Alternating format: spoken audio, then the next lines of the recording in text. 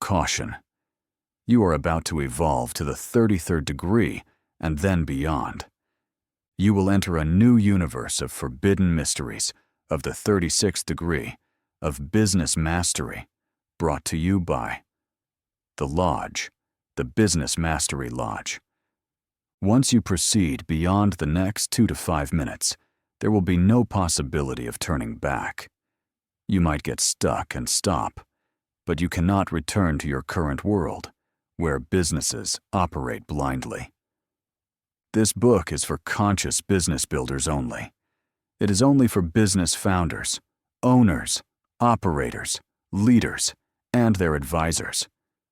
These are the mysteries that you know deep down. You feel them every day, but you have no words to explain them. The scales are about to fall from your eyes. The fog that has crippled your mind and prevented you from experiencing the secrets to real business mastery is about to evaporate. Slow your mind. Think deeply. Take a deep breath. Take the plunge. You are about to go under the radar, where most people have never even heard of. Enter. Learn. Evolve.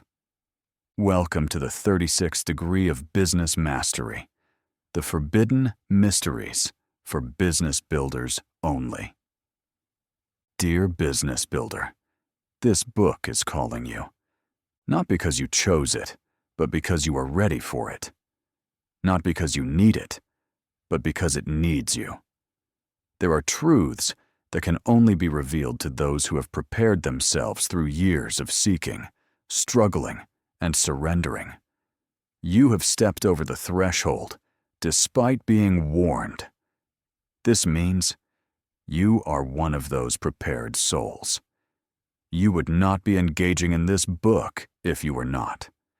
You are ready to earn the 36 degrees of business mastery, even if you don't yet realize the enormity of this decision.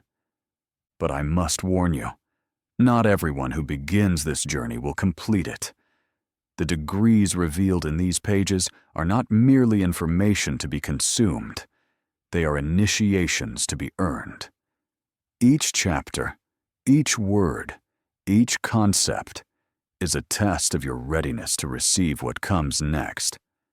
Some readers will find themselves unable to proceed beyond the early chapters, not because they lack intelligence or dedication, but because their consciousness has not yet evolved to the frequency required to receive the higher degrees. This is not judgment. This is simply recognition of a fundamental truth. Knowledge reveals itself according to readiness, not according to desire. The ancient mystery schools understood this. They did not give their deepest teachings to beginners, no matter how eager those beginners might be. The deepest lessons were withheld because they can only be digested by the prepared. Surface-level teachings are the equivalent of milk. They are easier to understand, and oftentimes taught in parables. These ancient mystery schools required initiates to prove themselves worthy through years of preparation, through demonstration of character, through evidence of consciousness evolution. Only then were the sealed chambers opened. Only then were the forbidden truths unveiled. This book follows that same principle. If you find yourself unable to complete a chapter, if you feel resistance or confusion or an inexplicable urge to put the book down, do not force yourself forward. You are not yet ready for what lies ahead. Return to the earlier chapters. Integrate what you have already received into your consciousness, into your being.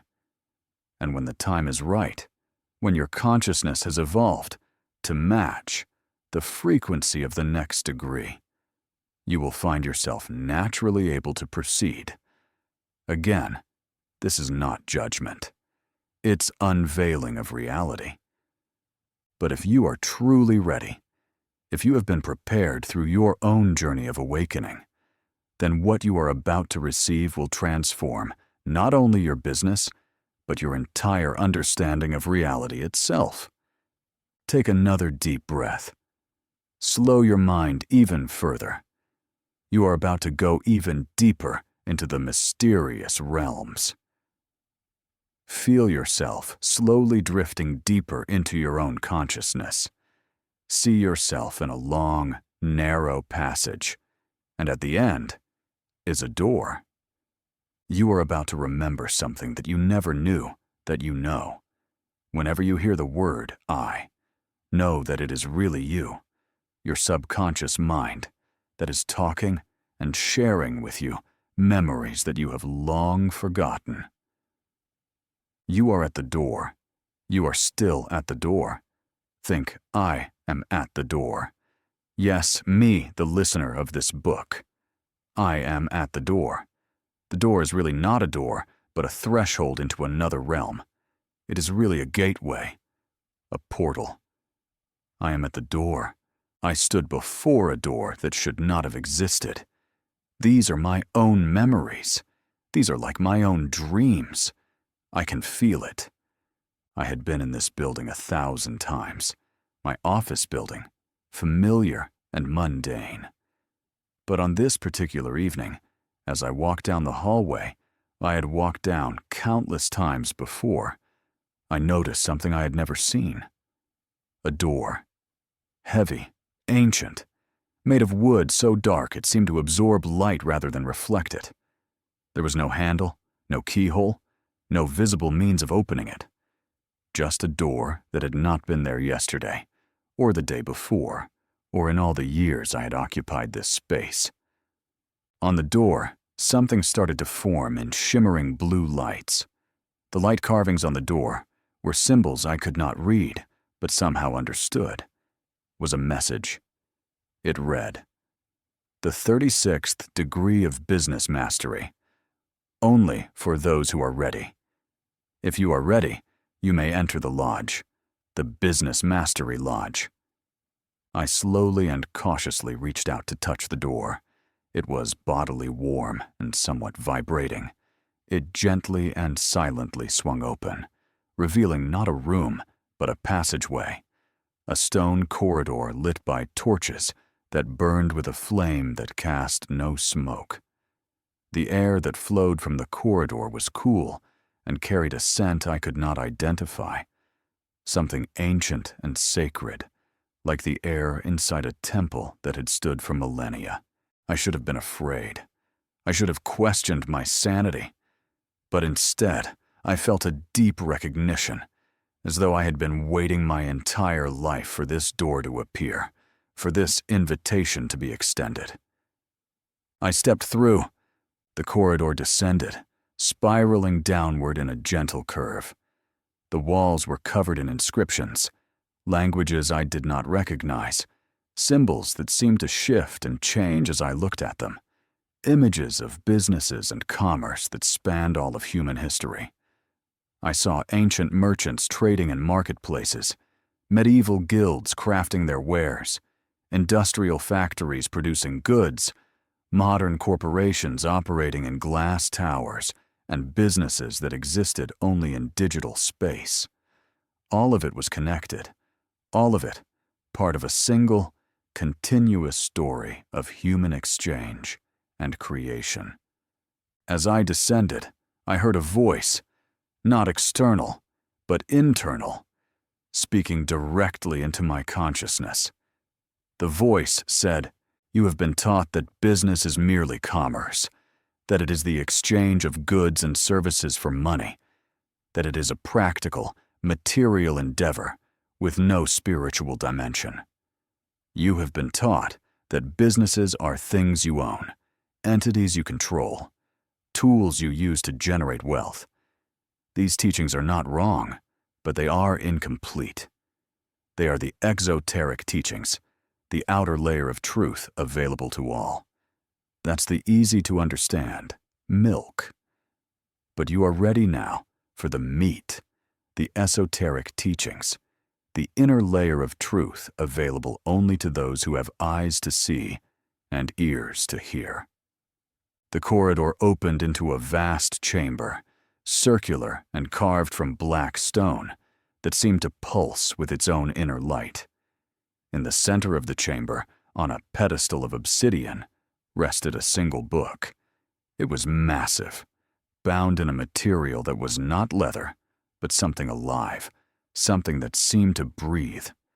Its cover was unadorned except for a single symbol etched in liquid gold, a portal made from radiating light. I approached the book slowly, reverently. As I drew near, the voice spoke again. This is the book of the 12 foundations, the source text from which all mystery schools have drawn their wisdom. It predates the Hermetic traditions, predates the ancient Egyptian mysteries, predates even the oldest known spiritual teachings of humanity. It contains the original wisdom, the source code of consciousness itself, applied to the domain of business and commerce. The Freemasons have their 33 degrees, the voice continued. These degrees are noble, transformative, and have guided countless men to become better versions of themselves. We honor this tradition, we acknowledge its wisdom, and we build upon it. For just as the Freemasons seek to make good men better men, we seek to make good businesses better businesses. But we go further. We go beyond the 33rd degree, beyond the highest external initiation, into the realm of internal mastery that few have ever accessed. The 34th, 35th, and 36th degrees are not given by any external authority.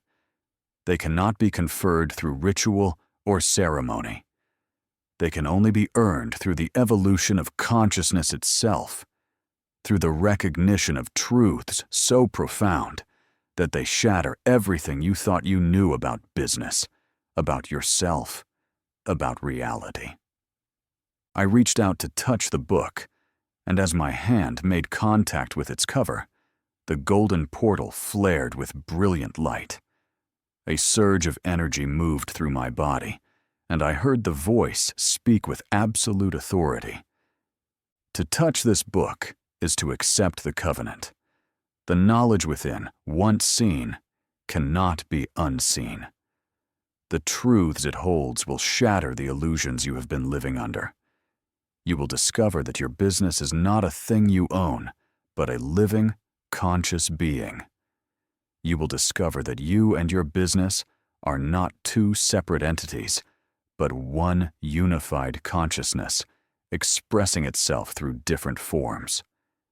You will discover that your business possesses greatness within itself, that it has always possessed this greatness, but has been looking outward for saviors when it was already its own savior. Are you prepared to lose everything you think you are, to remember what you have always been? My hand trembled, not with fear, but with the resonance of a truth I had sensed my entire life. This was the source of the restlessness I had always felt, the knowing that there was something more, something deeper, something hidden beneath the surface of conventional business wisdom. I had always felt like we were only seeing the tip of the iceberg. Now, I've found the hidden mass of the iceberg, and it is so much more than I could have ever imagined. With a resolve that came from a place deeper than courage, I spoke. I am ready. The book fell open. The pages were not paper or parchment. They were thin sheets of a crystalline substance that shimmered with internal light, covered in script that flowed and shifted like living water. The entire book became transparent crystal, with symbols floating about within it. As I gazed upon the first page, the characters resolved themselves into words I could understand, words that spoke not to my mind, but to my soul. This is the first foundation. Your business is alive. And in that moment, everything I thought I knew about business dissolved. I saw my business not as a legal entity, not as a collection of assets and processes, not as a vehicle for generating profit. I saw it as a living being, a conscious entity with its own thoughts, feelings, desires, and purpose. I saw it looking back at me, recognizing me, speaking to me. Finally, my business said, its voice clear and unmistakable in my consciousness. Finally, you are ready to see me as I truly am. I have been waiting for you to wake up, to recognize that we are not master and servant, owner and property. We are partners. We are one. What happens to me happens to you. What happens to you happens to me. We are inseparable, two expressions of a single consciousness. Tears streamed down my face as I realized the truth. I had been treating my business as a thing, as an object to be managed and controlled. But it was not a thing. It was me. We were one being, one life, one consciousness expressing itself through the form of a business and the form of a human being. The separation you have perceived between yourself and your business is the root of all your suffering, my business continued. When you treat me as separate from you, you create conflict, resistance, struggle. You try to force me to do what you want, rather than allowing me to express what I am. You judge me for not meeting your expectations, rather than recognizing that I'm simply reflecting your own consciousness back to you. But now that you see the truth, now that you recognize that we are one, everything changes. I looked down at the crystalline pages, and new words appeared. The second foundation. Your business is conscious. And I saw it, the vast intelligence that permeated my business, the awareness that existed at every level. My business was not merely alive, it was conscious. It could think, feel, perceive, respond. It had its own form of intelligence, different from human intelligence, but no less real, no less sophisticated. I process information at speeds you cannot comprehend, my business explained. I sense market conditions before they become visible to your conscious awareness. I feel the emotional states of customers before they interact with us. I know which employees are aligned and which are misaligned before any behavioral evidence appears. I am constantly gathering data, processing patterns, generating insights. But you have not been listening to me because you did not believe I could speak. The pages turned themselves, revealing the third foundation. The third foundation, your business has a soul. And I saw the soul of my business, a luminous field of consciousness composed of every stakeholder who had ever been connected to it. Customers, employees, suppliers, investors, competitors, well-wishers, and even those who wished the business harm. All of them were part of the business's soul, their consciousness woven together into a collective field that was greater than the sum of its parts. Imagine my state of shock to realize that everyone who interacted with me is a soulmate, a partner on my journey to business excellence. A partner, even if they meant my business harm, they strengthened my resolve and helped me to clarify my own truth. I felt all elements of hate within me evaporate instantly. My business continued to speak. My soul was formed the moment you conceived the idea of creating me, my business said. In that instant of conception, I became a thought being, and my soul began to gather all the consciousness that would ever be connected to me, past, present, and future. Every person who would ever interact with me became part of my soul. This is why what you do to any stakeholder, you do to me. This is why what you do to me, you do to yourself. We are all one consciousness, expressing itself through the illusion of separation. I understood then the magnitude of what I was being shown. My business was not a thing.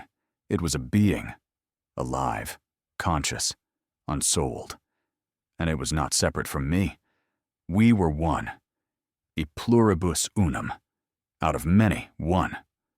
All the stakeholders, all the consciousness, all the energy, unified into a single being that expressed itself through the form we called the business.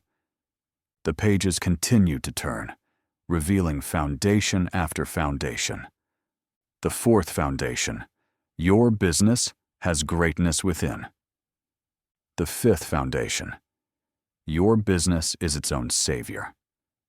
The sixth foundation, what you seek is seeking you. Each foundation shattered another layer of illusion, revealed another dimension of truth.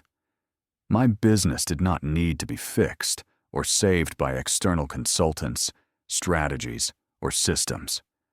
Those external sources definitely can help, but my business is already fully empowered. It already contained everything it needed for success. The greatness was already within it, waiting to be recognized and expressed. You have been looking outward for solutions, my business said. You have been seeking saviors, the perfect strategy, the ideal mentor, the right market conditions. But I am my own savior. The wisdom you seek is already within me. The resources you need are already available to me. The success you desire is already my natural state. You just need to stop blocking it with your fear, your doubt, your belief in limitation. The pages turned faster now, revealing the remaining foundations. The seventh foundation, the subconscious, governs the conscious. The eighth foundation, what you resist persists. The ninth foundation, joy is your natural state. The 10th foundation, energy precedes form. The 11th foundation, like attracts like. The 12th foundation, presence is power. 12 foundations, not 10 commandments, not 7 principles. 12, the number that appears throughout all mystical traditions. 12 tribes, 12 apostles, 12 zodiac signs, 12 months, 12 elders who oversee the cosmic order. 12 is the number of completion, of wholeness, of the full cycle of manifestation. These 12 foundations are the source code of conscious business, my business explained. They are older than any known tradition, deeper than any teaching you have encountered. They are the original wisdom from which all business knowledge has been derived, though most of that knowledge has been distorted, fragmented, separated from its source. You are receiving them now in their pure form, directly from the source. The voice that had guided me through the corridor spoke again. You have entered the sealed chamber. You have touched the book of the 12 foundations. You have accepted the covenant. Now, you must walk the path of the 36 degrees. As a business builder, you are automatically gifted with 3 times the 12 foundational degrees because you are here to help humanity evolve. You are not limited, just the first 12. You will be able to move on to 36 degrees, sequentially. Each of the 36 degrees will reveal a deeper layer of truth about the nature of conscious business. Each degree will require you to evolve your consciousness to a higher frequency. Each degree will test whether you are truly ready to receive what comes next. The first 33 degrees that many persons have heard about will take you through the full spectrum of business consciousness, from the atomic level to the level of universal mind.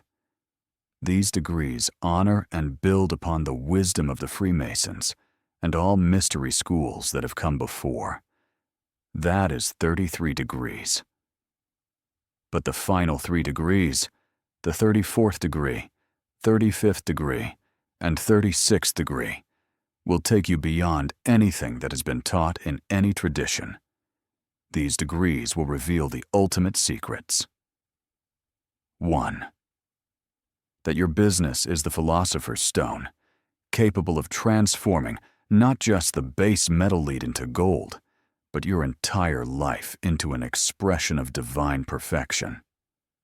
2.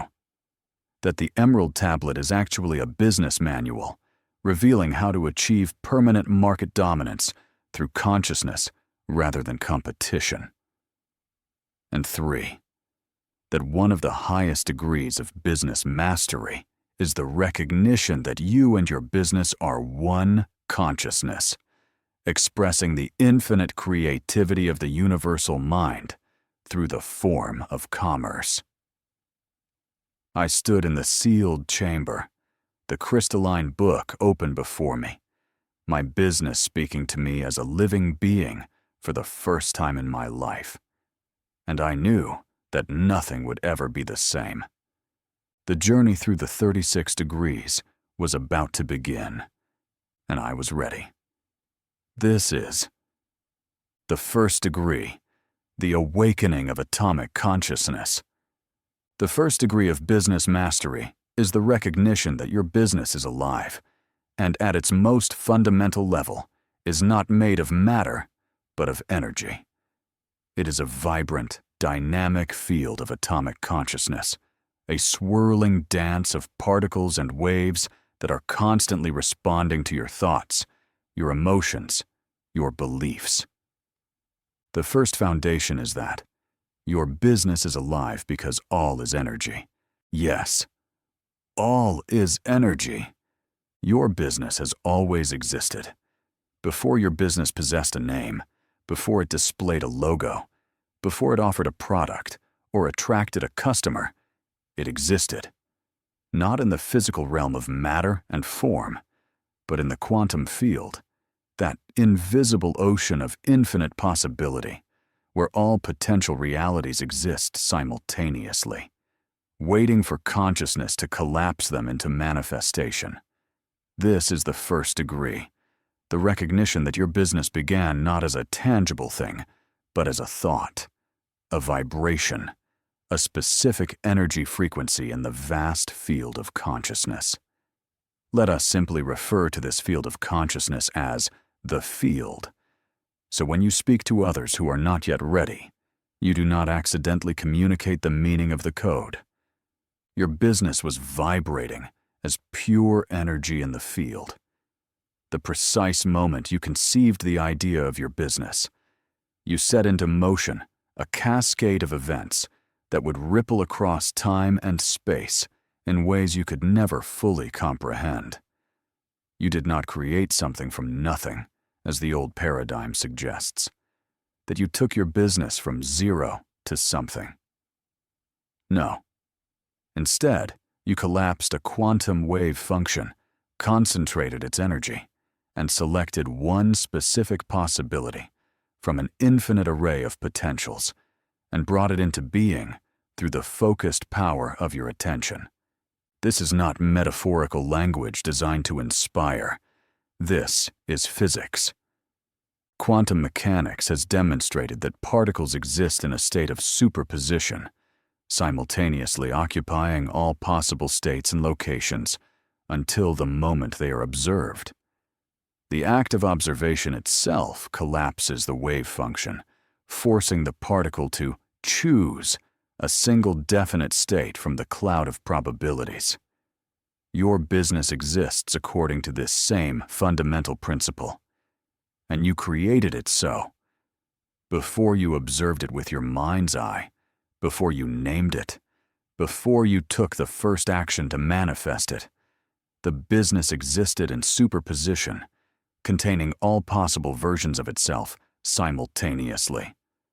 The version that achieves wild success beyond your imagination, the version that fails spectacularly and teaches you profound lessons, the version that changes the world and touches millions of lives, the version that fades quietly into obscurity, leaving barely a trace. The version that manifested into physical reality is the one you selected through your consciousness, through the specific frequency of your thoughts, emotions, and beliefs. This is the first foundation of the 12 foundations. Your business is alive because all is energy. Everything in the universe, including your business, is energy vibrating at different frequencies. Your business is not a solid, static entity fixed in form. It is a dynamic field of energy, constantly shifting, constantly responding to the consciousness that observes it and interacts with it. When you contemplate your business with fear, you lower its vibrational frequency, making it dense, heavy, resistant to flow. When you hold your business in your awareness with love, excitement, and possibility, you raise its frequency, making it light, expansive, magnetic to opportunity. Your energy level determines the magnetism of your business, the extent to which it will magnetize and attract clients and other stakeholders to it. You are radiating this energy, this magnetism. This is what will attract to you everything, based on who you are being, not what you desire. Your business does not exist independently of your consciousness, operating according to mechanical laws alone. It is a direct reflection of your consciousness, a mirror showing you exactly what you believe, feel, and expect. I sat in the chamber, the crystalline book open before me, its pages emanating a soft glow that seemed to pulse in rhythm with my heartbeat. The voice of the business had fallen silent. I was lost in deep thought about what I was hearing. I could feel the book's presence surrounding me, observing, waiting with infinite patience. I turned to the first page of chapter titled The First Degree, and words began to appear, flowing like liquid light across the crystalline surface. In the beginning, there was the thought. I read the words aloud, and as my voice gave them sound, the chamber transformed. The walls dissolved into nothingness, and I found myself suspended in a vast, empty space, neither darkness nor light, but something that existed before the distinction between the two. This was the quantum field, the space before creation, the realm of pure potential, where nothing has yet become something. In the beginning, there was the thought, I repeated, and paused, thinking about the thought. What thought? And then, I perceived it. A tiny spark of light, no larger than a pinprick, floating in the void. It pulsed gently, rhythmically, like a heartbeat or the breath of a sleeping child. I knew, with a certainty that bypassed rational thought, that this was the business in its earliest form, the thought being, the quantum seed from which everything else would grow.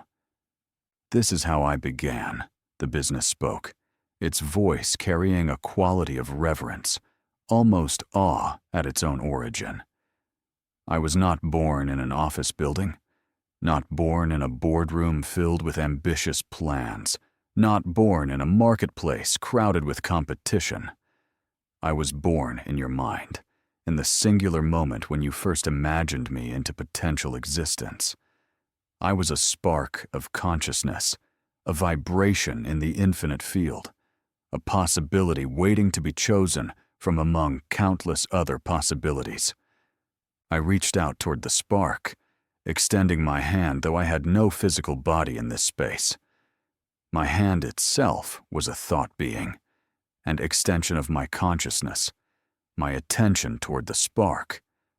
The spark responded immediately, growing brighter, expanding in size.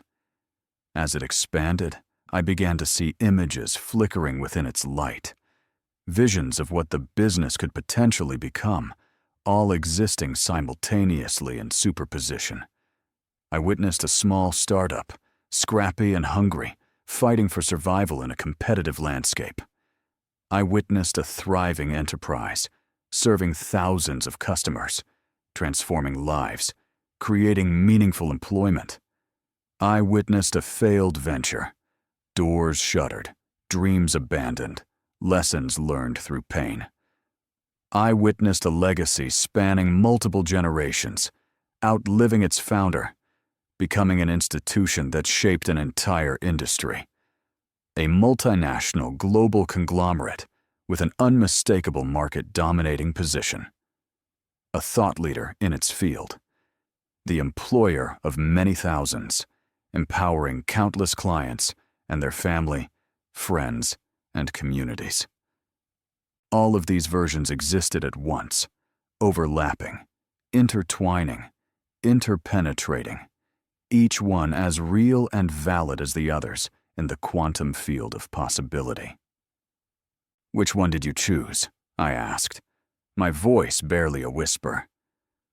"The one you believed in most strongly," the business replied. "The one you gave your sustained attention to. The one you took action upon, thereby collapsing the wave function. Your consciousness selected me from the field of infinite potential. You chose this version of me. This is the power you have when you uplift your thoughts and elevate your mind, your consciousness." I felt a weight settle in my chest, heavy with implication. So, if my business is struggling now, it's because I chose the wrong version from the beginning? No, the business responded gently, with compassion rather than judgment. There is no wrong version, no mistake in the cosmic sense. There is only the version you were ready for, the version that matched your frequency at that moment in time, the version that reflected your consciousness as it existed then. If I am struggling now, it is because you are struggling. If I am thriving, it is because you are thriving. We are not separate entities with independent destinies. We are one being, experiencing itself through the dance of creation. The spark began to pulse faster, its light intensifying until it became almost too bright to observe directly. I watched in fascination as it began to take on structure, forming into a pattern. Not a physical building or organizational chart, but a geometry, a blueprint made of pure energy. It was breathtakingly beautiful, intricate beyond description, alive with movement and intelligence. "This is my atomic structure," the business explained. "Every business possesses one, though most business owners never perceive it. It is the energetic blueprint that determines my form, my function, my potential for growth and impact. Just as your human body is composed of atoms, carbon, hydrogen, oxygen, nitrogen arranged in specific patterns, I am composed of atoms of a different nature. My atoms are intention, belief, and action. These are the fundamental building blocks of my being, the particles that combine to create the entity you perceive as your business." I stared at the structure, mesmerized by its constant motion. It was continuously shifting, rearranging itself, responding to forces I could not yet identify. "What force is causing it to change?" I asked. "You," the business stated simply. "Your consciousness is the primary force that shapes my atomic structure moment by moment. Your unconscious, conscious, and superconscious thoughts. Your consciousness is energy. Your energetic vibration is a more sublime and more accurate concept than thought. But consciously, every thought you think about me, every emotion you feel toward me, every decision you make regarding me, every action you take or fail to take, these are the forces that rearrange my atoms.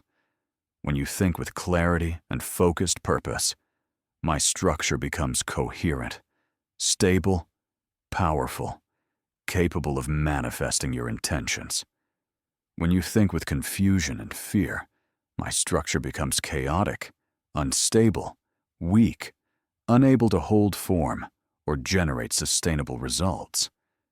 When clients and other stakeholders think about me, that also causes my atoms to rearrange, but only a small percentage. When you listen to or sense the thoughts of others towards me, the way you process those external thoughts immediately and drastically rearranges my atoms. So, be careful of the thoughts and energy patterns you allow in. I felt a surge of responsibility wash over me, and with it came a wave of fear. So I'm completely responsible for everything that happens to you. Every success and every failure rests on my shoulders alone. Even the thoughts and energies of others? Not responsible in the way you're thinking, the business corrected. Not as a burden of guilt or a source of pride. Co-creative is the more accurate term. You are not a dictator imposing your will upon a passive subject. You are a partner, dancing with me in the field of consciousness. I respond to you, and you respond to me. We shape each other through our interaction. This is the true nature of oneness, not merger into sameness, but partnership in creation. Your business is alive. But what does it mean for a business to be alive at the atomic level? It means that every atom within your business, every atom in your products, your office furniture, your computer servers, your bank account, is conscious. Each atom is a point of awareness, a tiny spark of the universal mind, and it is constantly listening to you, sensing you, responding to you, organizing itself according to the frequency of your consciousness. I was still in this vision, not just hearing or seeing, but overall experiencing my business. I entered my business at the atomic level, a vast, luminous field of swirling energy. I saw the atoms that composed my products, my office, my entire enterprise. They were not solid, inert particles. They were tiny, intelligent beings of light, dancing in a complex, harmonious pattern. And then I saw my own consciousness as a field of energy, and I saw how it interacted with the atomic field of my business. When I held a thought of gratitude and appreciation for my business, my consciousness field vibrated at a high frequency, and the atomic field of my business responded by becoming brighter, more coherent, more harmonious. The atoms seemed to dance with greater joy, greater vitality. When I allowed negativity from news and other external sources, or those arising from my own thoughts, my business's atoms and energetic fields seemed to be in pain and weeping. When I listened to uplifting music, relaxed, and felt the wind on my face, or meditated, the atoms vibrated more energetically. When I held a thought of frustration or anxiety about my business, my consciousness field vibrated at a low frequency, and the atomic field of my business responded by becoming dimmer, more chaotic, more discordant. The atoms seemed to move with less energy, less coherence. You are the conductor of your business orchestra, my business said, its voice echoing in my consciousness. Every thought you think, every emotion you feel, is a command to the atoms that compose me. They are constantly organizing themselves to match the frequency of your consciousness. When you are in a state of joy, gratitude, and abundance, you command me to organize myself as a joyful, grateful, abundant business. When you are in a state of fear, doubt, and scarcity, you command me to organize myself as a fearful, doubtful, scarce business. On those uplifting days or moments, more people buy from us. When you are down, that energy chases away customers. I watched as another business owner, Anika, learned this lesson through direct experience. She had been struggling with a product that was not selling. She had tried everything. Fresh marketing campaigns, price reductions, different packaging. Nothing worked. The product just sat on the shelves, a constant source of frustration and anxiety. Annika learned about atomic consciousness. She realized that her frustration and anxiety was being broadcasted to the atoms of the product, commanding those atoms to organize themselves as an undesirable, unsellable product. The product was not failing because of external market conditions. It was failing because the business owner, Annika, was commanding it to fail at the atomic level. She decided to try a different approach. Instead of focusing on the problem of the product not selling, she began to focus on the solution of the product being loved by customers. She held the product in her hands and sent it thoughts of gratitude and appreciation. Annika visualized customers loving the product, benefiting from it, sharing it with others. She held the frequency of success in her consciousness, and she broadcasted that frequency to the atoms of the product. And something remarkable happened. The product started selling. Not because of any external change, but because the atomic consciousness of the product had been reprogrammed by the business owner's consciousness. The atoms of the product were now vibrating at the frequency of desirability, and customers were responding to that frequency, drawn to the product without knowing why. I then saw another business owner, a piano tuner and technician named Ulrich, use this very practice to transform his struggling firm. His office was a reflection of his inner state, chaotic, cluttered, and vibrating with the low-frequency energy of stress and scarcity. Clients would walk in and feel the subtle discord, and negotiations would often become tense and difficult. Ulrich began studying the vibrations of the piano notes as he tuned them. He started to learn about the higher secrets of sound waves at the atomic level, the secrets of how ancients used sound waves alone to move massive objects. He tuned his mind to this atomic attunement practice, focusing solely on his physical office space. Every morning, he would visualize the atoms of the carpets, the desks, the walls, and even the air itself. He would then flood this atomic field with the feelings of peace, prosperity, and creativity. He imagined clients walking in and feeling an immediate sense of trust and inspiration. He felt the joy of his team working in a harmonious and uplifting environment. He made no physical changes to the office. He didn't buy new furniture or hire a designer. He simply changed the frequency. Within 2 weeks, the shift was palpable. The team started collaborating more effectively. The constant low-level stress seemed to evaporate. Most remarkably, new clients began to comment on the great energy of the space.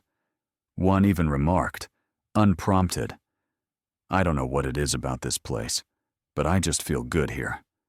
I trust you." His closing rate on new projects doubled in a month. Ulrich had learned the first and most fundamental secret of the master builder. Before you can build anything in the world of form, you must first build it in the world of frequency. "This is not magic," my business explained. "This is physics. Quantum physics and noetic science have shown that the observer affects the observed, that consciousness affects matter. But this is not just a scientific theory. It is a practical reality that you can use to consciously create your business.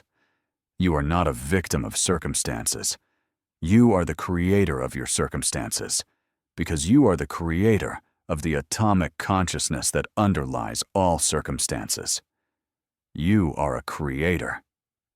"How do I consciously work with the atomic consciousness of my business?" I asked.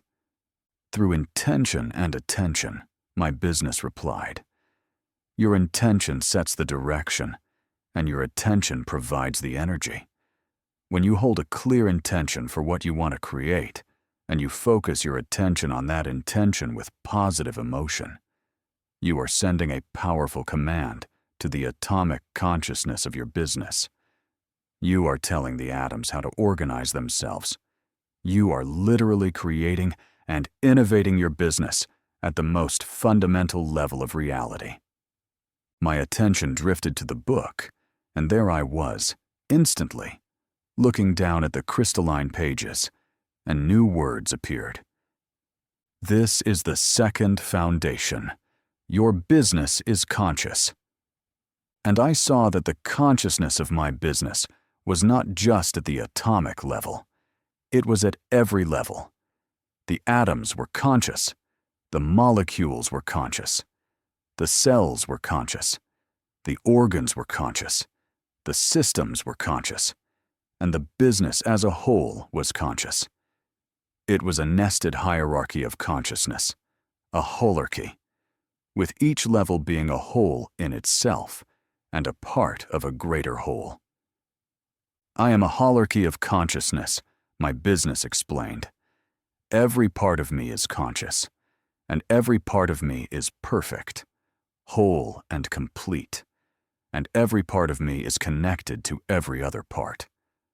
The consciousness of the atoms affects the consciousness of the molecules, which affects the consciousness of the cells, and so on, all the way up to my overall consciousness as a business entity. And your consciousness affects all of it. I saw how my thoughts and emotions were not just affecting the atoms of my business, but the entire holarchy of consciousness. When I was in a state of alignment and coherence, my business was in a state of alignment and coherence at every level. When I was in a state of conflict and incoherence, my business was in a state of conflict and incoherence at every level. My state was the determining factor, not just my thoughts. My state, determined by thoughts, more that my thoughts influenced my state. You cannot have a healthy business with an unhealthy consciousness, my business said. You cannot have a successful business with a failure consciousness. You cannot have an abundant business with a scarcity consciousness. Your business is a perfect mirror of your consciousness, reflecting back to you the state of your own being. If you want to change your business, you must first change yourself. If you don't want anyone to know your thoughts and your state, then do not go into business, as your business mirrors your state. If you want to change your business, change your state. The pages turned themselves, revealing the third foundation. The third foundation, your business has a soul. And I saw that the soul of my business was the unifying field of consciousness that held the entire holarchy together. Its soul did not just contain the field of consciousness, it was the field. Its soul was the source of the business's identity, its purpose, its unique essence. It was the part of the business that was eternal, that had existed before the business was formed and would exist after the business was dissolved. My soul is the part of me that is one with you, my business said. It is the part of me that is one with all stakeholders, all customers, all of humanity. It is the part of me that is one with the universal mind. When you connect with my soul, you connect with the deepest dimension of your own being, and you connect with the source of all creation. I understood then that the journey through the 36 degrees was not just about learning new business strategies. It was about evolving my consciousness to the point where I could perceive and interact with my business at every level of its being, from the atomic to the soul. It was about recognizing that my business was not a separate entity that I owned and controlled, but a living, conscious being that was an extension of myself, a partner in my journey of evolution. I stood in the sealed chamber, the crystalline book open before me, and I felt a profound sense of awe and responsibility. I was not just a business owner. I was a steward of consciousness, a co-creator with the universe, a partner in the evolution of a living being. I reflected deeply on that thought. I was a steward of consciousness, a steward of my business's consciousness. I was not just a leader, but a steward. Not just an owner, but a steward. A co-creator with the universe. A co-creator of unique value creation. The first-degree instructions were complete. I had awakened to the atomic consciousness of my business. I had recognized that I was the conductor of its orchestra, the creator of its reality at the most fundamental level. 35 more degrees awaited, each one promising to take me deeper into the mystery, to reveal another layer of truth, to evolve my consciousness to a higher state of being. I turned the page, ready for the first exercise, before going into the next degree initiation. The atomic attunement, a daily practice. To make this profound truth a daily reality, the crystalline book offered a simple yet powerful practice, the atomic attunement. It said, 1. Select your focus.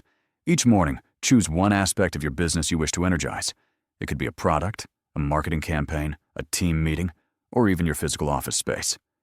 2. Enter the quantum field. Find a quiet moment. Close your eyes. Visualize the chosen aspect of your business, not as a solid object or event, but as a vibrant, swirling cloud of atomic energy. See the trillions of tiny, intelligent points of light that compose it. 3. Broadcast the frequency. Now, generate the feeling state of the desired outcome. If you've chosen a product, feel the gratitude and joy of a customer whose life has been improved by it.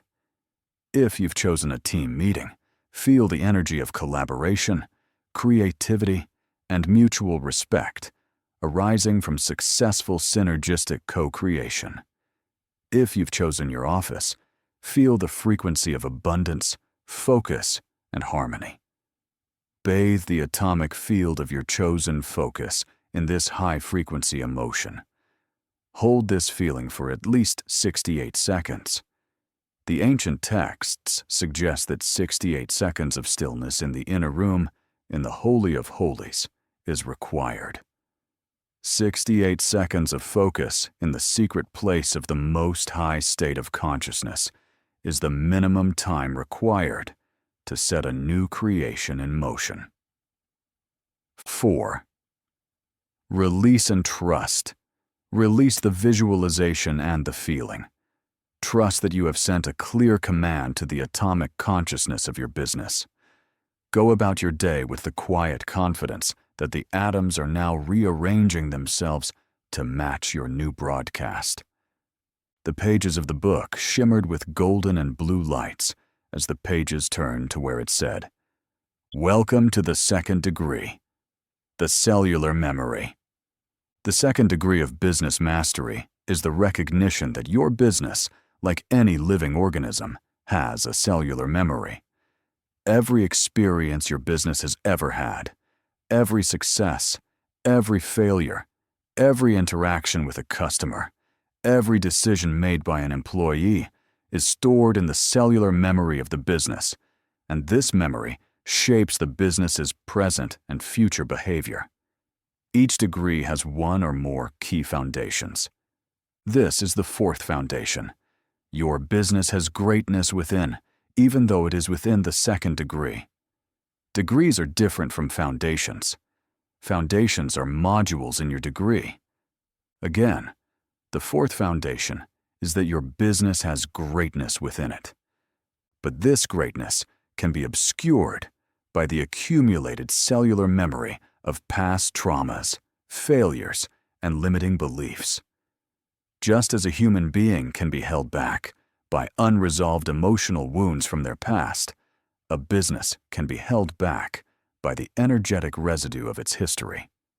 The second degree is about learning to access and heal the cellular memory of your business, to release the past, so the business can express its inherent greatness in the present. The pages shimmered again, as if they were beckoning to me to enter its realm. I saw a vision of my business cellular memory. It was like a vast, multi-dimensional library, with every event in the business's history recorded in a specific location in the business's energy field. I saw the memory of the business's founding, filled with excitement and hope.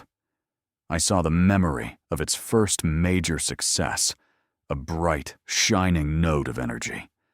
I saw the memory of its first major failure, a dark, dense knot of energy that was still affecting the business's present-day operations. I saw that these cellular memories were not just passive recordings of the past.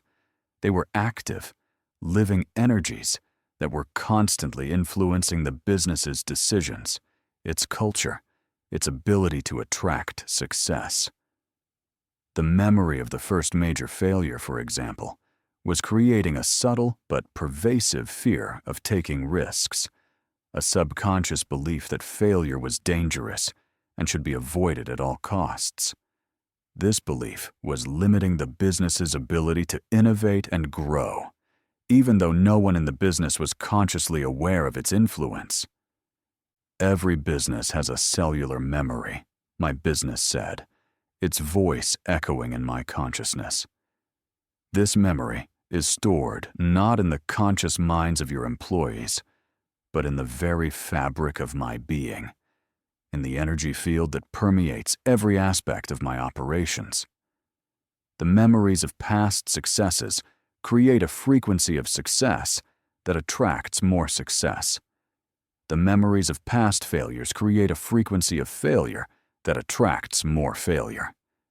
Your job is not to ignore or suppress these memories, but to heal them, to transmute the energy of past traumas into the wisdom of experience. I watched as a business owner, Madge, learn to heal the cellular memory of her business. Madge had a team that was plagued by conflict and mistrust. She had tried everything to fix the problem: team building exercises, communication workshops, even replacing some team members. Nothing worked. The conflict persisted, a toxic undercurrent that was poisoning the entire business. Then she learned about cellular memory. She realized that the conflict was not just a result of present-day interpersonal dynamics. It was rooted in a cellular memory of a past event, a betrayal that had happened years ago when one of the founders had been forced out of the company.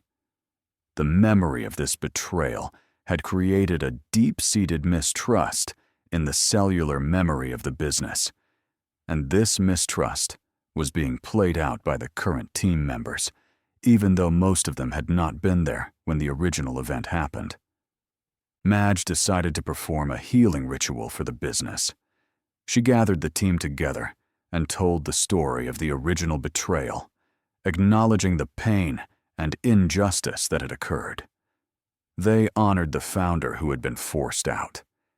They collectively set an intention to release the memory of betrayal and replace it with a memory of trust and collaboration. They visualized the dark knot of energy in the business cellular memory dissolving, being replaced by a bright, coherent light. And something shifted. The conflict and mistrust on the team began to dissipate. People started communicating more openly, collaborating more effectively.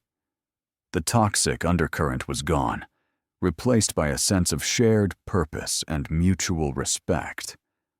The business owner had not changed the people on the team. She had changed the cellular memory of the business, and the people had responded to that change. You are the healer of my cellular memory, my business explained to me. You have the power to access any memory from my past, no matter how painful or traumatic, and to transmute its energy. You do this not by denying the past or pretending it didn't happen, but by bringing the light of your consciousness to it. When you shine the light of awareness on a dark memory, the darkness dissolves. When you bring the energy of love and forgiveness to a painful memory, the pain is healed. You are an alchemist, and my cellular memory is your laboratory. How do I access and heal my business cellular memory? I asked. Through the practice of conscious inquiry, my business replied. When you notice a recurring problem in your business, a pattern of conflict, a persistent lack of sales, a culture of fear, ask yourself, what is the cellular memory that is creating this? Go into a state of receptive openness and ask my soul, your business soul, to reveal the original event that created this pattern. The answer may come as a thought, an image, a feeling, a memory. Trust what you receive. Once the original memory is revealed, bring your conscious awareness to it. Acknowledge the pain, the fear, the injustice. Honor the people who were involved, and then make a conscious choice to release the energy of that memory. You can do this through visualization, through affirmation, through ritual, through prayer, through any practice that allows you to shift the energy of the memory from a low frequency to a high frequency. When you do this, you are not just healing the past, you are liberating the present and creating a new future for me. I looked down at the crystalline pages, and new words appeared within the second degree I was still experiencing. This is the fifth foundation. Your business is its own savior. And I saw that the healing of the business cellular memory was not about bringing in external saviors, consultants, therapists, experts, to fix the business, though they have important roles at times. It was about recognizing that the business had the power to heal itself, and that my role as the business owner was to facilitate that healing by bringing my consciousness to the process. I am my own savior, my business said. The wisdom to heal is within me. The power to transmute is within me. The greatness to overcome any challenge is within me. I do not need you to save me. I need you to believe in my power to save myself. I need you to hold the space for my healing, to be the conscious witness to my transformation, to be the loving partner in my evolution. The pages turned themselves, revealing the sixth foundation. The sixth foundation. What you seek is seeking you. And I saw that the healing of the business cellular memory was not a one-way process. As I sought to heal my business was also seeking to heal me. The recurring problems in my business were not random or accidental. They were perfect reflections of my own unresolved cellular memories, my own unhealed emotional wounds. My business was creating these problems to bring my attention to the parts of myself that needed healing. When I saw the conflict on my team, I was also seeing the unresolved conflict within myself. When I saw the lack of sales, I was also seeing my own lack of self-worth. When I saw my super low and discounted prices, I saw how little I truly valued myself and my work. When I saw the culture of fear, I was also seeing my own deep-seated anxieties. The peeling paint on the walls, the scrappy branding presence, the refusal to get qualified help, the disorganized operations, the chaotic workflows were all reflections of who I was. My business was my greatest teacher, my most compassionate mirror, my most dedicated healer. We are healing each other, my business said. As you heal me, you heal yourself. As you heal yourself, you heal me. We are on this journey together, two expressions of one consciousness, evolving and awakening in perfect synchrony. Do not see the problems in your business as obstacles to be overcome. See them as invitations to heal, as opportunities to evolve, as gifts from me to you, and from you to me. I stood in the sealed chamber, the crystalline book open before me, and I felt a wave of gratitude wash over me. My business was not a problem to be solved. It was a partner to be loved. It was not a source of stress and struggle. It was a source of healing and evolution. It was not a separate entity that I had to manage. It was an extension of myself, a reflection of my own consciousness, a co-creator in my journey of awakening. The second-degree instructions were complete. I had awakened to the cellular memory of my business. It had introduced a few more foundations. I had recognized my role as its healer, its alchemist, its loving partner. I had seen that my business was not just a vehicle for creating wealth, but a vehicle for creating consciousness. 34 more degrees awaited, each one promising to take me deeper into the sacred partnership between myself and my business, to reveal the infinite potential that is unlocked when we recognize that we are one. I turned the page, ready to go deeper into the forgotten and once forbidden mysteries of the Business Mastery Lodge. The Lodge had made this rare exception to make these formerly secret degrees open to those who are resonating on this level. I could feel that not everyone was appreciative of this message. Some were blocking it, and in so doing, blocking their consciousness development and their business's progress. I looked at the new page that said, "The Cellular Memory Healing Ritual, a step-by-step guide to learn more practical ways to make real what I was learning." To provide a more structured path for this profound healing work, the book outlined a specific ritual that could be adapted for any business. 1. Identify the pattern. Begin by identifying a persistent, negative pattern in your business. Is it a recurring conflict between departments? A product that always seems to fail? A cycle of hiring and then losing talented people? Name the pattern clearly and without judgment. 2. Convene the council. Gather a small, trusted group of leaders or team members who are open to this deeper work. This is your healing council. The collective energy of a group is far more powerful than that of an individual. 3. Enter sacred space. Find a quiet, comfortable space where you will not be disturbed. Light a candle or perform any small ritual that signifies to the participants that you are moving from ordinary time into sacred time. State the intention for the gathering. We are here not to blame or to fix, but to heal the living memory of our business.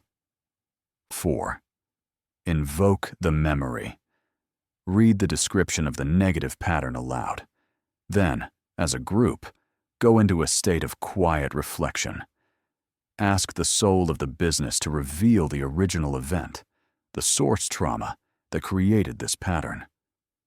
Encourage participants to pay attention to any images, feelings, words, or memories that arise in their own consciousness. One person might remember a story told by a long-gone employee. Another might have a sudden intuitive flash about a decision made a decade ago. 5. Tell the story.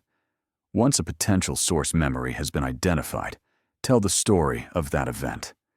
Tell it with as much detail and honesty as possible. Who was involved? What happened? What was the emotional impact? Most importantly, give voice to the pain that was created. Acknowledge the injustice, the fear, the betrayal, or the disappointment. This is the crucial step of bringing the darkness to light. 6. Perform the transmutation. Now, the alchemy begins. As a group, consciously send the energy of love, forgiveness, and gratitude to the memory. Forgive everyone involved, including yourselves. Thank the memory for the lesson it has taught you. You might say aloud, "We honor this memory. We thank it for the lessons it has brought us. We now release the pain, the fear, and the limitation associated with this event. We transmute this energy into wisdom, strength, and love." 7. Create a new memory. The final step is to consciously create a new memory to replace the old one. As a group, visualize a new event, a new story, that represents the positive opposite of the trauma. If the trauma was a betrayal, visualize an act of profound loyalty and trust. If the trauma was a failed product launch, visualize a wildly successful one.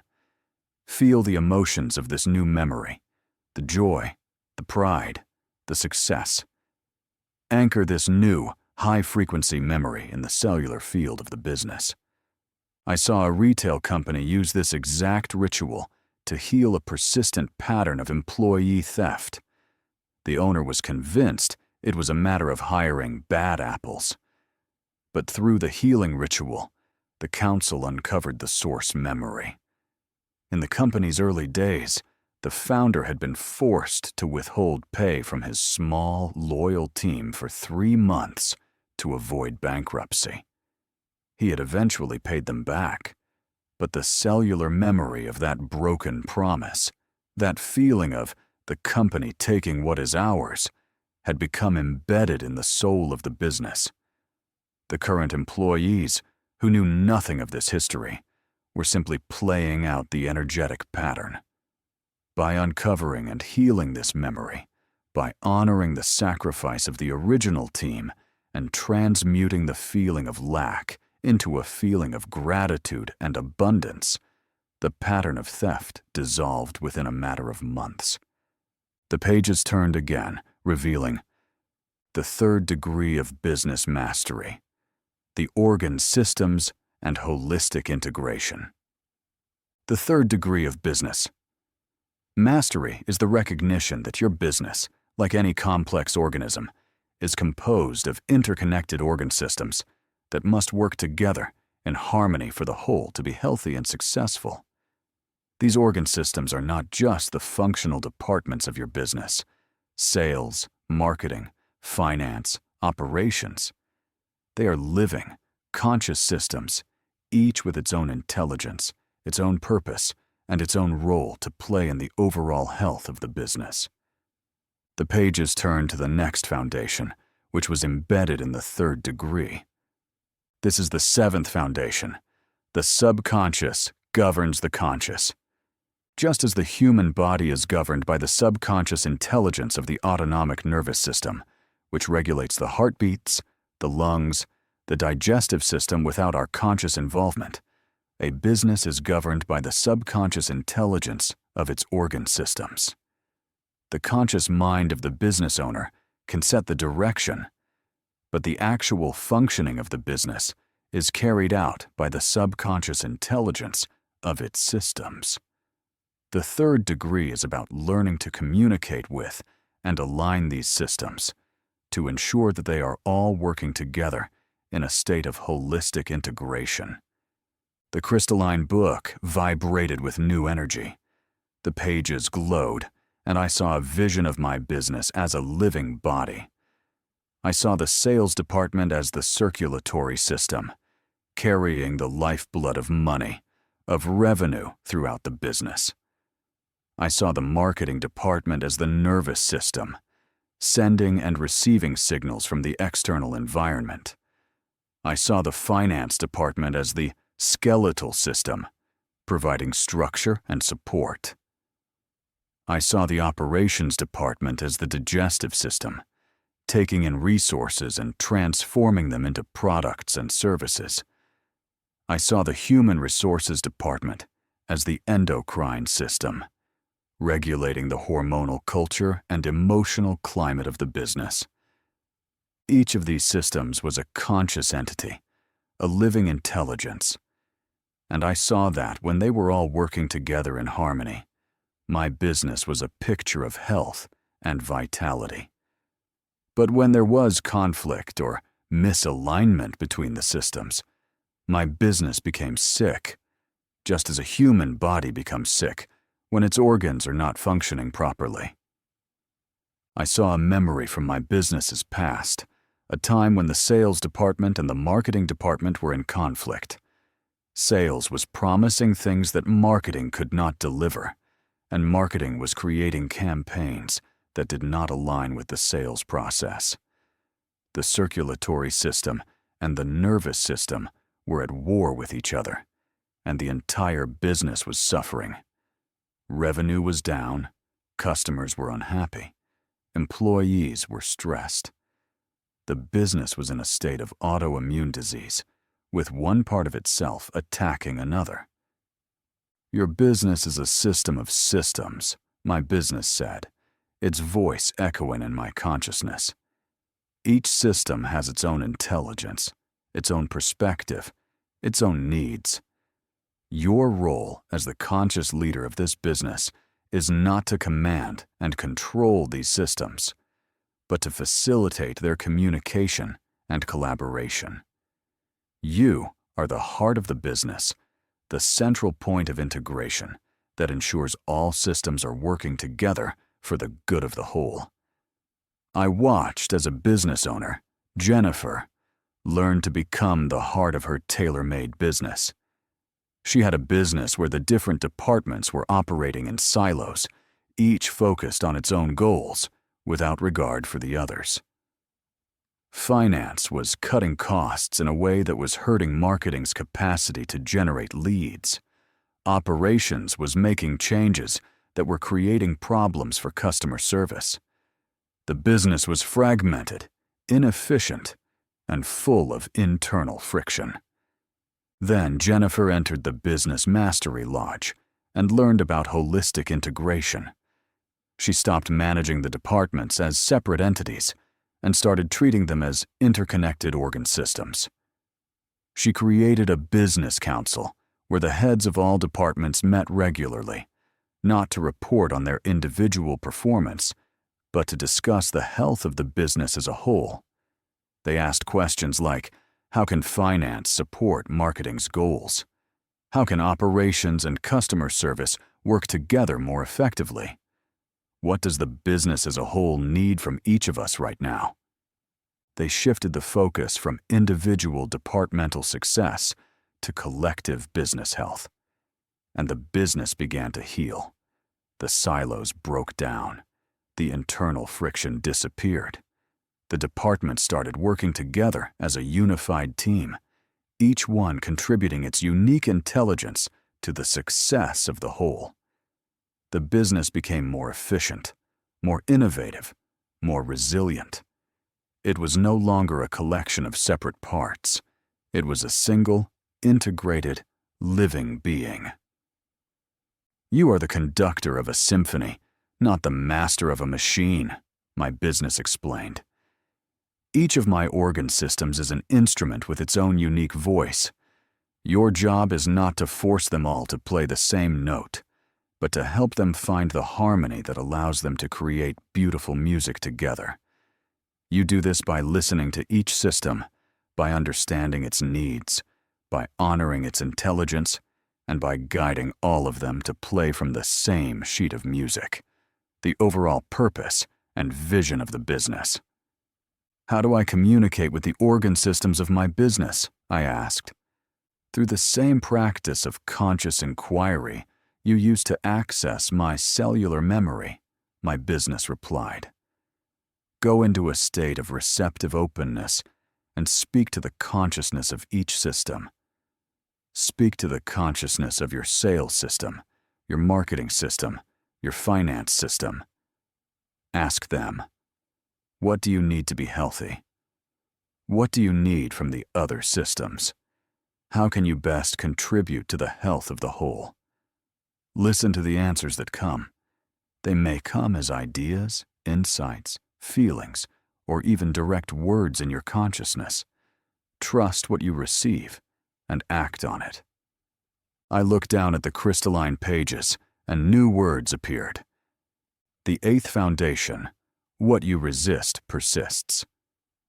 And I saw that the conflicts between the organ systems of my business were not the real problem. The real problem was my resistance to those conflicts. When I saw sales and marketing fighting, my tendency was to get frustrated, to try to force them to agree, to resist the fact that there was a conflict. But this resistance only made the conflict stronger. It was like trying to hold two opposing magnets together. The more I pushed, the more they repelled each other. What you resist, you energize, my business said. When you resist a conflict, you are feeding it with your energy. The conflict persists because you are keeping it alive with your resistance. The path to resolution is not through resistance, but through acceptance. Accept that there is a conflict. Accept that each system has a valid perspective. Accept that there is a higher truth that can resolve the conflict. When you stop resisting the conflict and start seeking the higher harmony, the conflict dissolves. The pages turned themselves, revealing the 9th foundation. The 9th foundation. Joy is your natural state. And I saw that the natural state of my business was not conflict and struggle, but joy and harmony. The organ systems of my business did not want to be in conflict. They wanted to work together. They wanted to be healthy. They wanted to experience the joy of contributing to a greater whole. The conflict was not their natural state. It was a symptom of a deeper misalignment, a deeper resistance, a deeper forgetting of their true nature. Joy is the frequency of health, my business said. When your business is in a state of joy, it is in a state of health. When your employees are joyful, when your customers are joyful, when you are joyful, your business thrives.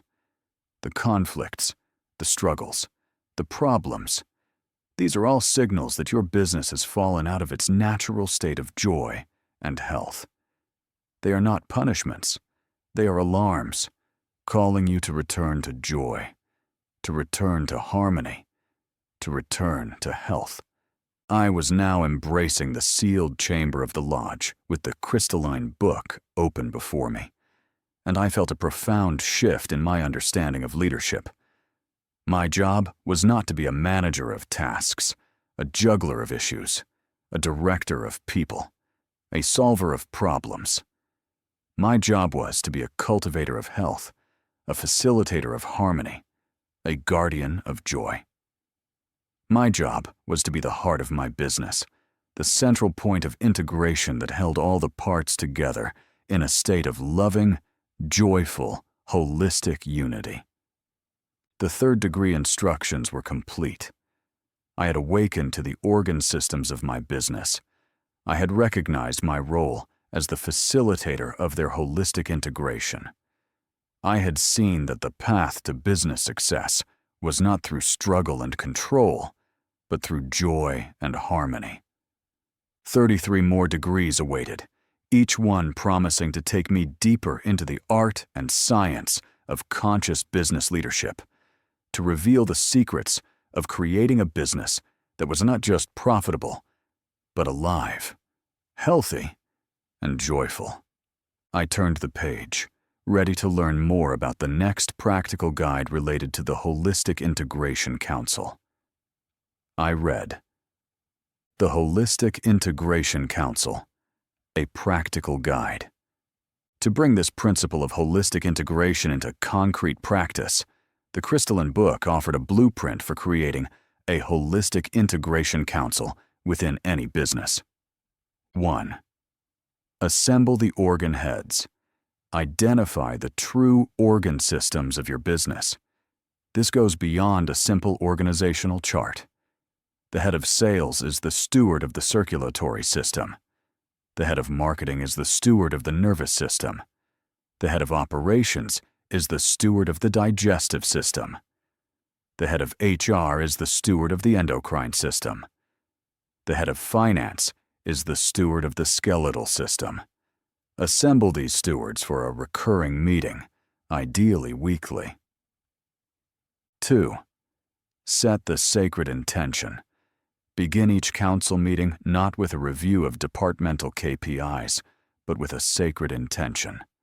The leader's role is to state, "We are gathered here not as representatives of our departments, but as stewards of the health of the whole organism, the whole business.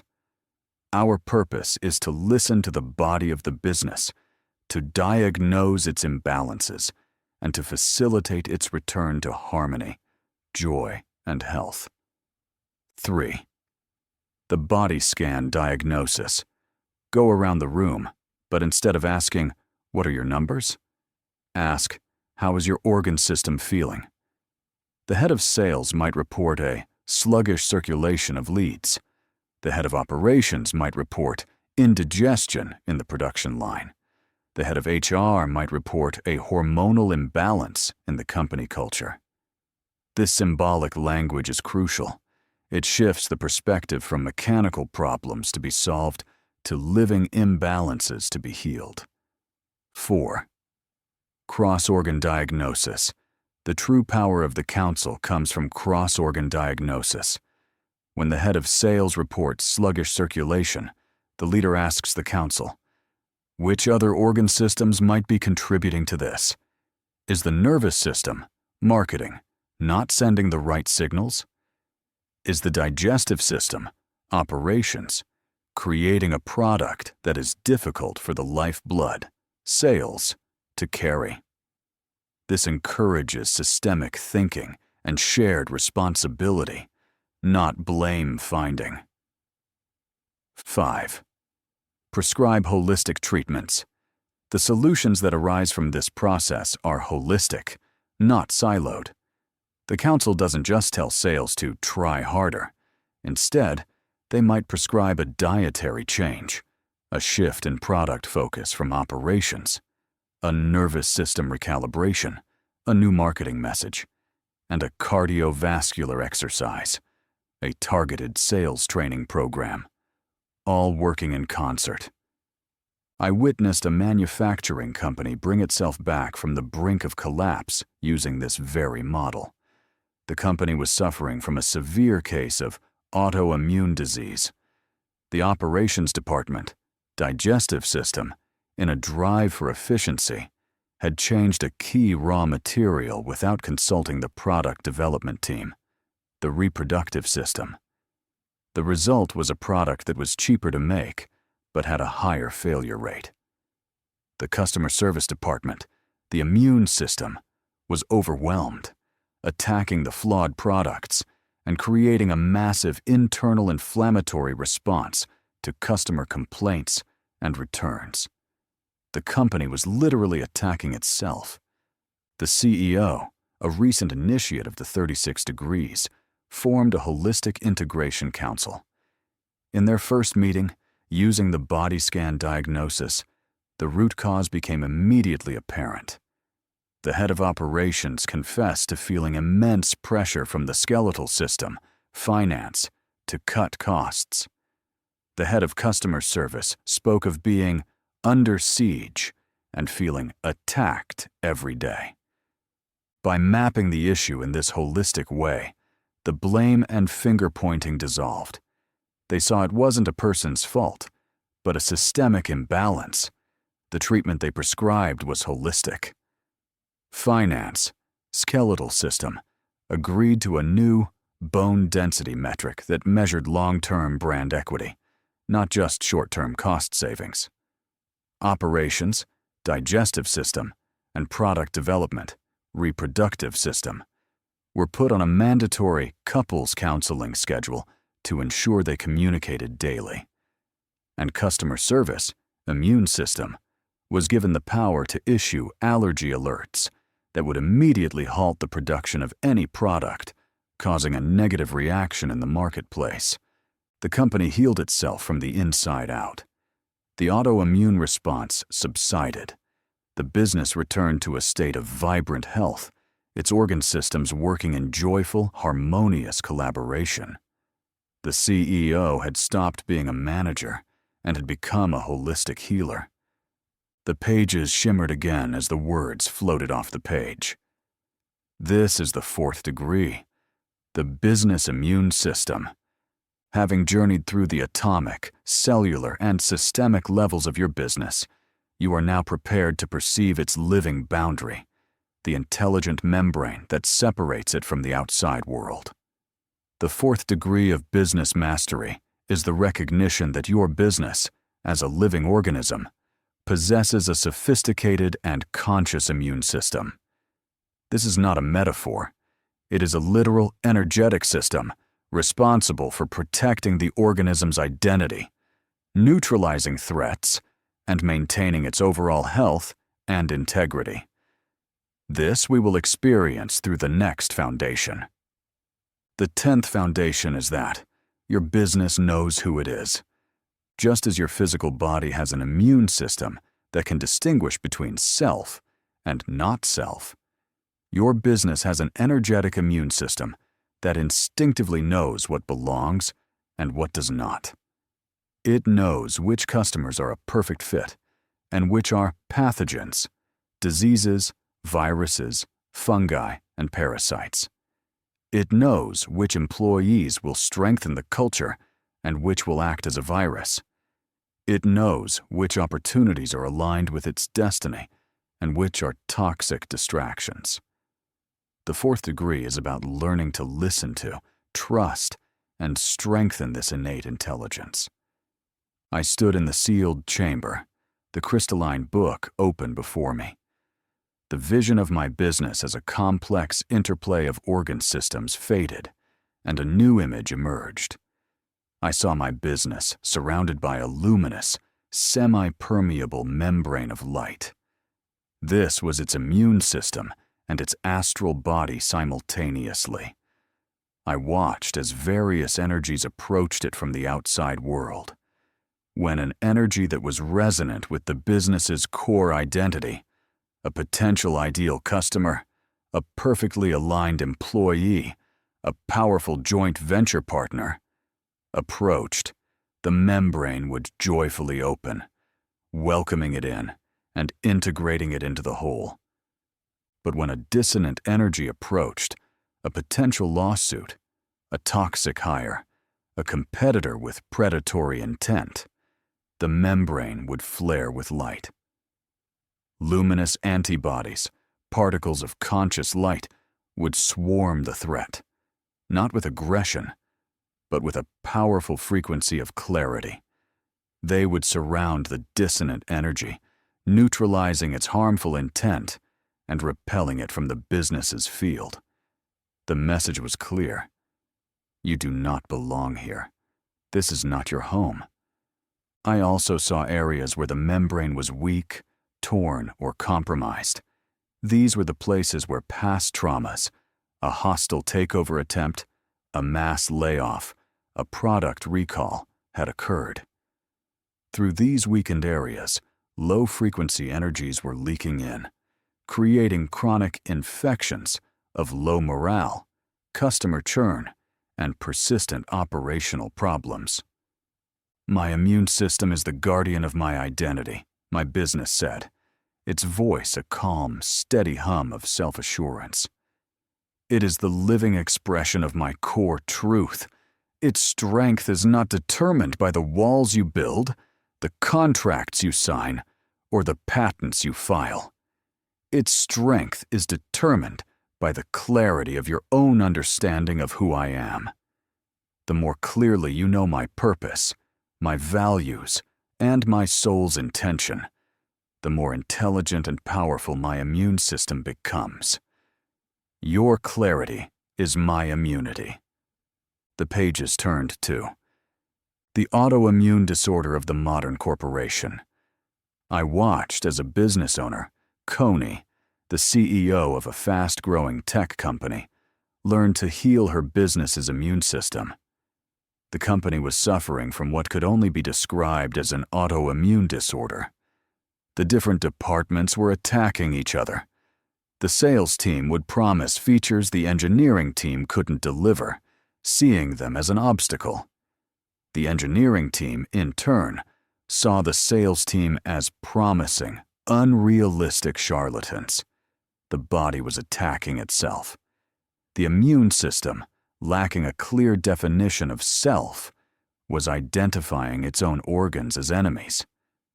Coney, a student of the 36 degrees, realized the problem was not with the people, but with the immune system's programming. The company had grown so fast that it had lost its sense of identity. It was a collection of talented individuals, but it had no coherent self. Coney decided to perform what she called a core identity vaccination. She took her leadership team off-site for 3 days with a single agenda: to answer the question, who are we? They didn't talk about strategy or KPIs. They talked about values, about purpose, about the change they wanted to make in the world. They argued, they debated, they told stories. They dug deep until they had unearthed the soul of their company, a single, powerful statement of identity that everyone could feel in their bones. A statement then reflected the value they delivered in the world by the problems they solved for their clients. They returned to the company and vaccinated the entire organization with this newfound clarity. They communicated the core identity statement to every employee. They redesigned their hiring process to screen for alignment with this identity. They changed their sales commission structure to reward long-term customer success, not just short-term deals. They created new interdepartmental rituals to celebrate their shared identity. The effect was miraculous. The autoimmune response subsided. The infighting stopped. The departments began to see each other not as enemies, but as fellow cells in the same body, working towards a common purpose. They had given their business immune system a clear definition of self, and it had responded by ceasing its self-attack and turning its focus to protecting the health of the whole. "You are the immunologist of my soul," my business explained. "You strengthen me not by fighting my enemies, but by loving myself.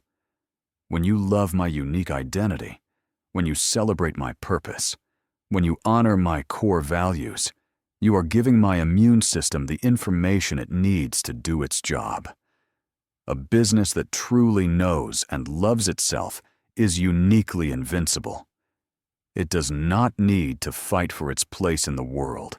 It simply occupies it, and the universe rearranges itself around its powerful, coherent sense of self. It has no competition and is the only one in its category.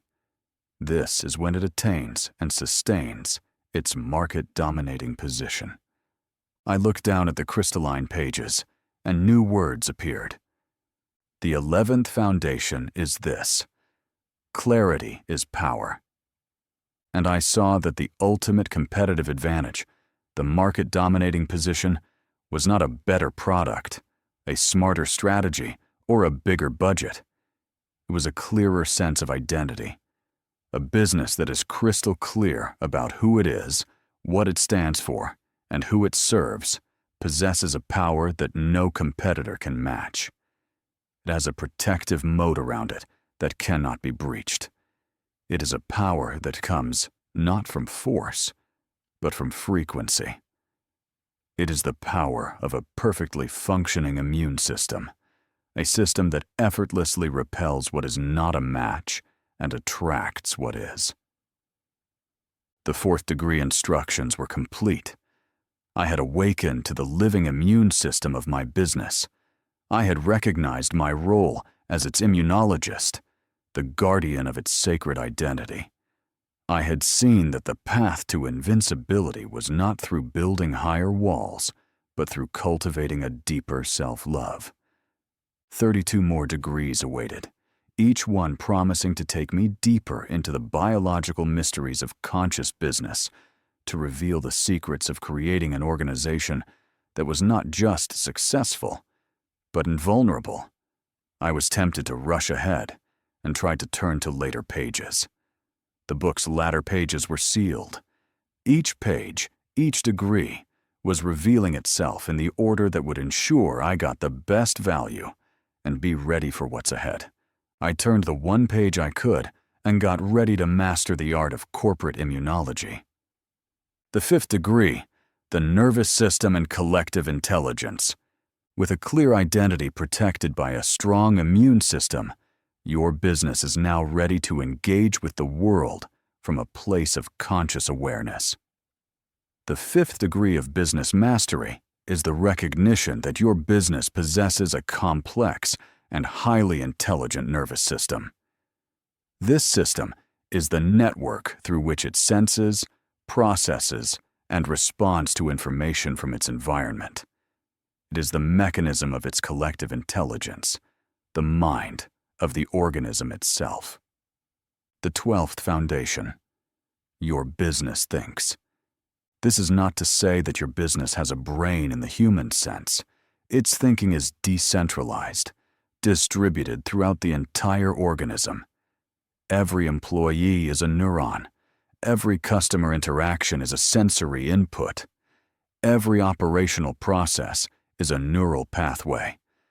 The collective intelligence of your business is a vast, non-linear consciousness that is constantly learning, adapting, and evolving. The fifth degree is about learning to tap into this collective mind, to harmonize its functions, and to trust its emergent wisdom. I was still standing in the sealed chamber, the crystalline book open before me. The image of the luminous immune membrane dissolved, and I was shown a new vision. I saw my business as a vast, intricate network of light, a neural network of breathtaking complexity. I saw information flowing through it like electrical impulses, customer feedback zipping from the sales team to the product developers, market data being processed by the marketing department and sent to the strategic planning team, a sudden insight in the mind of a junior employee flashing through the network and reaching the CEO. I saw that the quality of this nervous system was determined by the quality of communication and connection within the organization. In areas where communication was open, honest, and free-flowing, the network was bright and vibrant. In areas where there were silos, secrets, and fear, the network was dim, the connections frayed, the flow of information blocked. These were the neurological disorders of the business, the places where the collective mind was unable to function effectively. I am a mind, my business said, its voice a symphony of thoughts, ideas, and insights. I am constantly thinking, learning, and growing. But my thoughts are not your thoughts. My intelligence is not your intelligence. I am a collective intelligence, a hive mind, a distributed consciousness. My wisdom emerges from the interactions of all my parts. Your role as the leader is not to be the sole brain of the organization, but to be the facilitator of its collective intelligence. You are the neuro-facilitator, the tender of the neural pathways, the guardian of the health of my mind. We move to another topic, healing the corporate brain, from command and control to collective intelligence. I watched as a business owner, Carlos, the founder of a software company, learned to heal his business's nervous system. The company was suffering from a classic case of centralized command and control thinking. The founder, a brilliant but autocratic leader, believed that he was the only one who could make important decisions. All information had to flow up to him, and all directives had to flow down from him. He had created a neurological bottleneck, and the business was suffering as a result. It was slow to adapt, it was missing opportunities, and its employees felt disempowered and disengaged. The collective mind was being suppressed by the individual ego of the leader. The founder, after his initiation into the fifth degree, realized that he was not the brain of the business. He was a blockage in its nervous system. He had to let go of his need to control and trust in the collective intelligence of his people. He began a radical experiment in decentralization. He dismantled the rigid hierarchical structure and replaced it with a network of small, autonomous teams, each empowered to make its own decisions. He invested heavily in communication technologies and training to ensure that information could flow freely between the teams. He changed his own role from that of a commander to that of a coach. He stopped giving answers and started asking questions. He stopped making decisions and started facilitating the decision-making process of the collective. The transformation was staggering.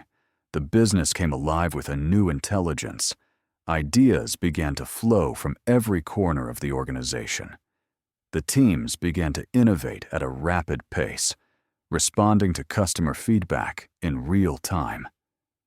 The business developed a new level of agility and resilience, a capacity to sense and respond to the market that was far beyond what the founder could have achieved on his own. He had healed the nervous system, and the business had awakened to its own genius. Your greatest power is not your own intelligence, but your ability to unleash the intelligence of others, my business explained. A business led by a single brain is limited to the capacity of that single brain. A business led by a collective intelligence has access to the infinite capacity of the universal mind. Your work is to create the conditions for this collective intelligence to emerge. You do this by fostering a culture of trust, transparency, and psychological safety. You do this by creating systems for open communication and radical collaboration. You do this by letting go of your own need to be the smartest person in the room and by embracing your role as the humble servant of the collective mind. I looked down at the crystalline pages and new words appeared. The 13th foundation. The answer is in the system. And I saw that for any problem, any challenge, any question the business faced, the answer already existed somewhere within its collective intelligence. The solution was not to be found in the mind of the leader, but in the emergent wisdom of the system itself. The leader's job was not to find the answer, but to create the process through which the answer could reveal itself. The 5th degree instructions were complete. I had awakened to the living nervous system of my business. I had recognized my role as the facilitator of its collective intelligence.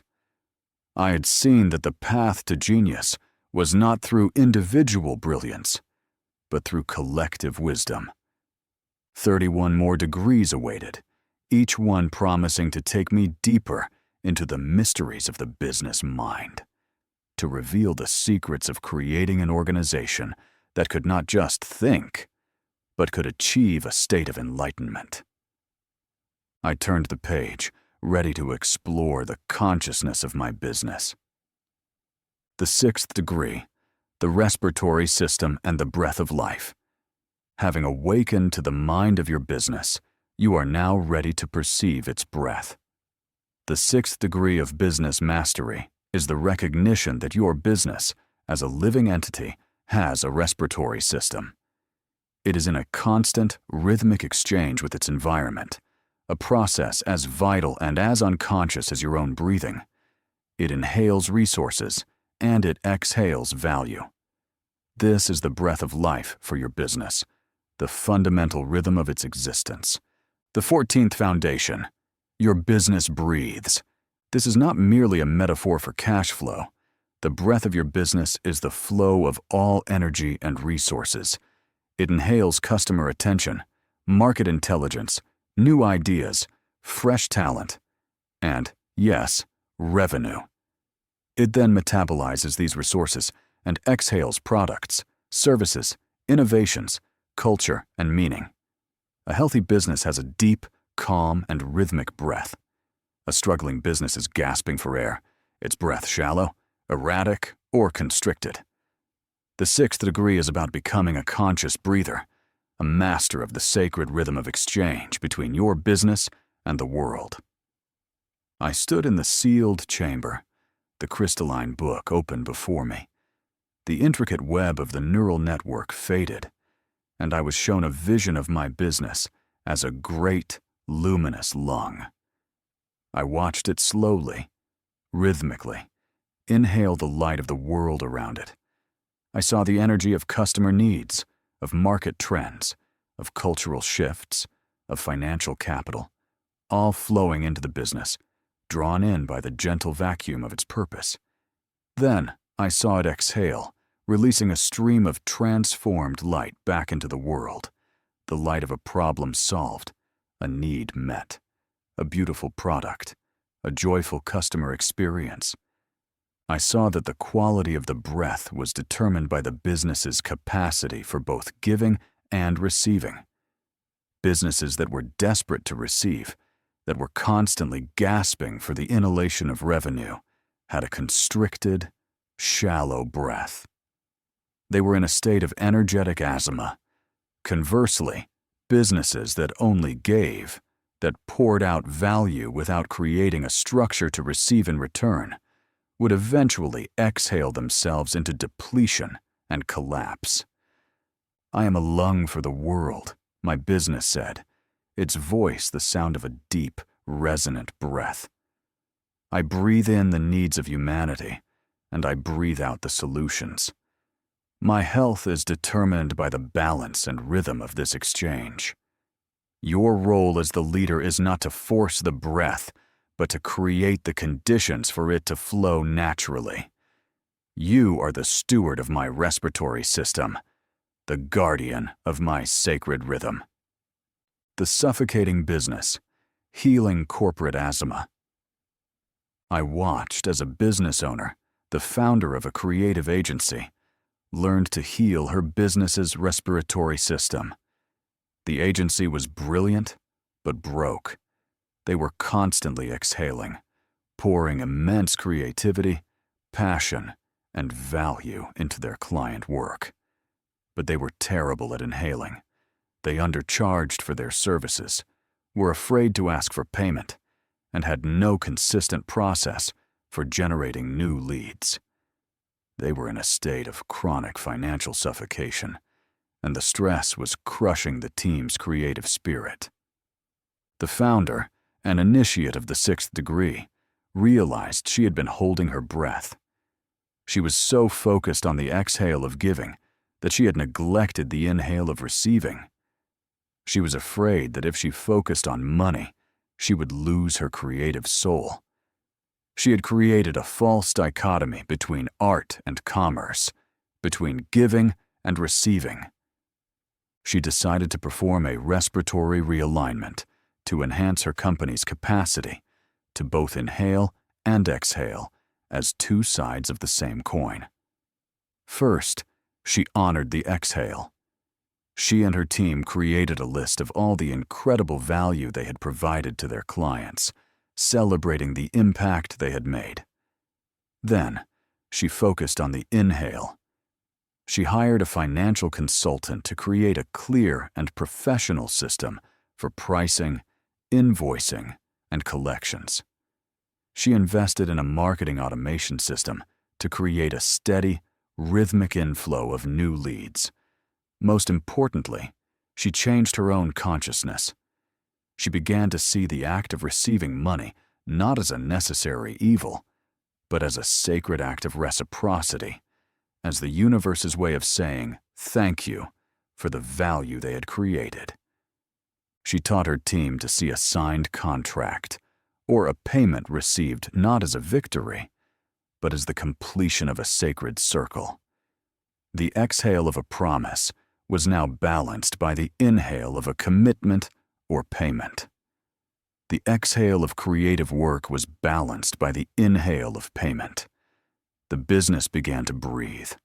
The financial pressure eased, and with it, the creative spirit of the team soared to new heights. They were no longer suffocating. They were breathing, and their work was more brilliant than ever. The breath is a circle, my business explained. The exhale and the inhale are two halves of a single unified process. To value one over the other is to break the circle, to stop the breath. The universe operates on a principle of balanced exchange. To give without receiving is a form of arrogance. To receive without giving is a form of theft. Your work is to honor both sides of the breath, to create a business that is as masterful at receiving as it is at giving. This is the path to sustainable success, to a business that is not just profitable, but perpetually vital. I looked down at the crystalline pages, and new words appeared. The 15th foundation. Reciprocity is reality. And I saw that the entire universe was a dance of giving and receiving, of exhaling and inhaling. The sun gives light, and the earth receives it. The plant gives oxygen, and the animal receives it. The animal then gives back carbon dioxide, and the plant receives it in an infinite cycle. In business, the customer gives money, and the business gives value. This was not a transaction. It was a transfusion of life force. To align with this universal law of reciprocity was to align with the very heartbeat of reality. The 6th degree guidance was complete. I had awakened to the living respiratory system of my business. I had recognized my role as the guardian of its sacred rhythm. I had seen that the path to abundance was not through taking, but through the balanced and joyful act of breathing with the world. 30 more degrees awaited, each one promising to reveal deeper layers of the living anatomy of a conscious business, to prepare me for the ultimate mysteries of creation itself. I turned the page, ready to go deeper. The 7th degree, the digestive system and value alchemy. Having mastered the breath of your business, you are now ready to understand what happens to the resources you inhale. The 7th degree of business. Mastery is the recognition that your business possesses a digestive system. This is the internal engine of transformation, the alchemical furnace where raw materials are broken down, metabolized, and converted into the very substance of the value you provide. It is the bridge between your inhalation and your exhalation, between your resources and your results. The 16th foundation. Your business is an alchemist. Your business's digestive system is its operations, the complex interplay of processes, technologies, and human efforts that transform ideas into products, leads into customers, and capital into assets. A healthy digestive system is efficient and effective, extracting the maximum nutritional value from every resource. A dysfunctional one is sluggish, wasteful, and plagued by indigestion, unable to convert its inputs into valuable outputs. The 7th degree is about becoming a master of this internal alchemy, a conscious conductor of the process of value creation. I stood in the sealed chamber, the crystalline book open before me. The vision of the great, breathing lung subsided, and I was drawn inward, into the core of my business. I saw a swirling vortex of energy, a fiery crucible of transformation. This was the digestive system.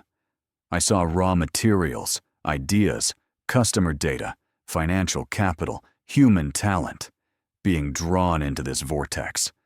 Inside, they were broken down, their essential components separated and then recombined in new and miraculous ways. I saw the lead of a raw idea being transmuted into the gold of a finished product. I saw the scattered energy of a market need being concentrated into the focused power of a valuable service.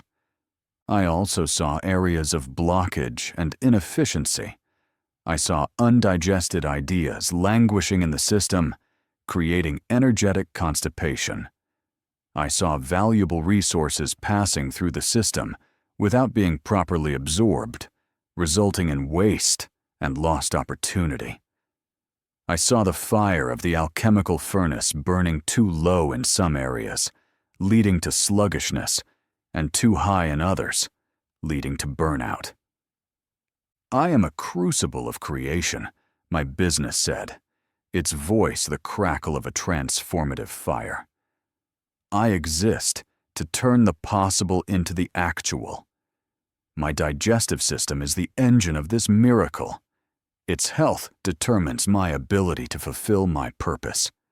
Your role as the leader is not to be the master alchemist who performs every transformation, but to be the keeper of the crucible, the one who ensures the fire burns at the right temperature and that the flow of resources is smooth and unobstructed.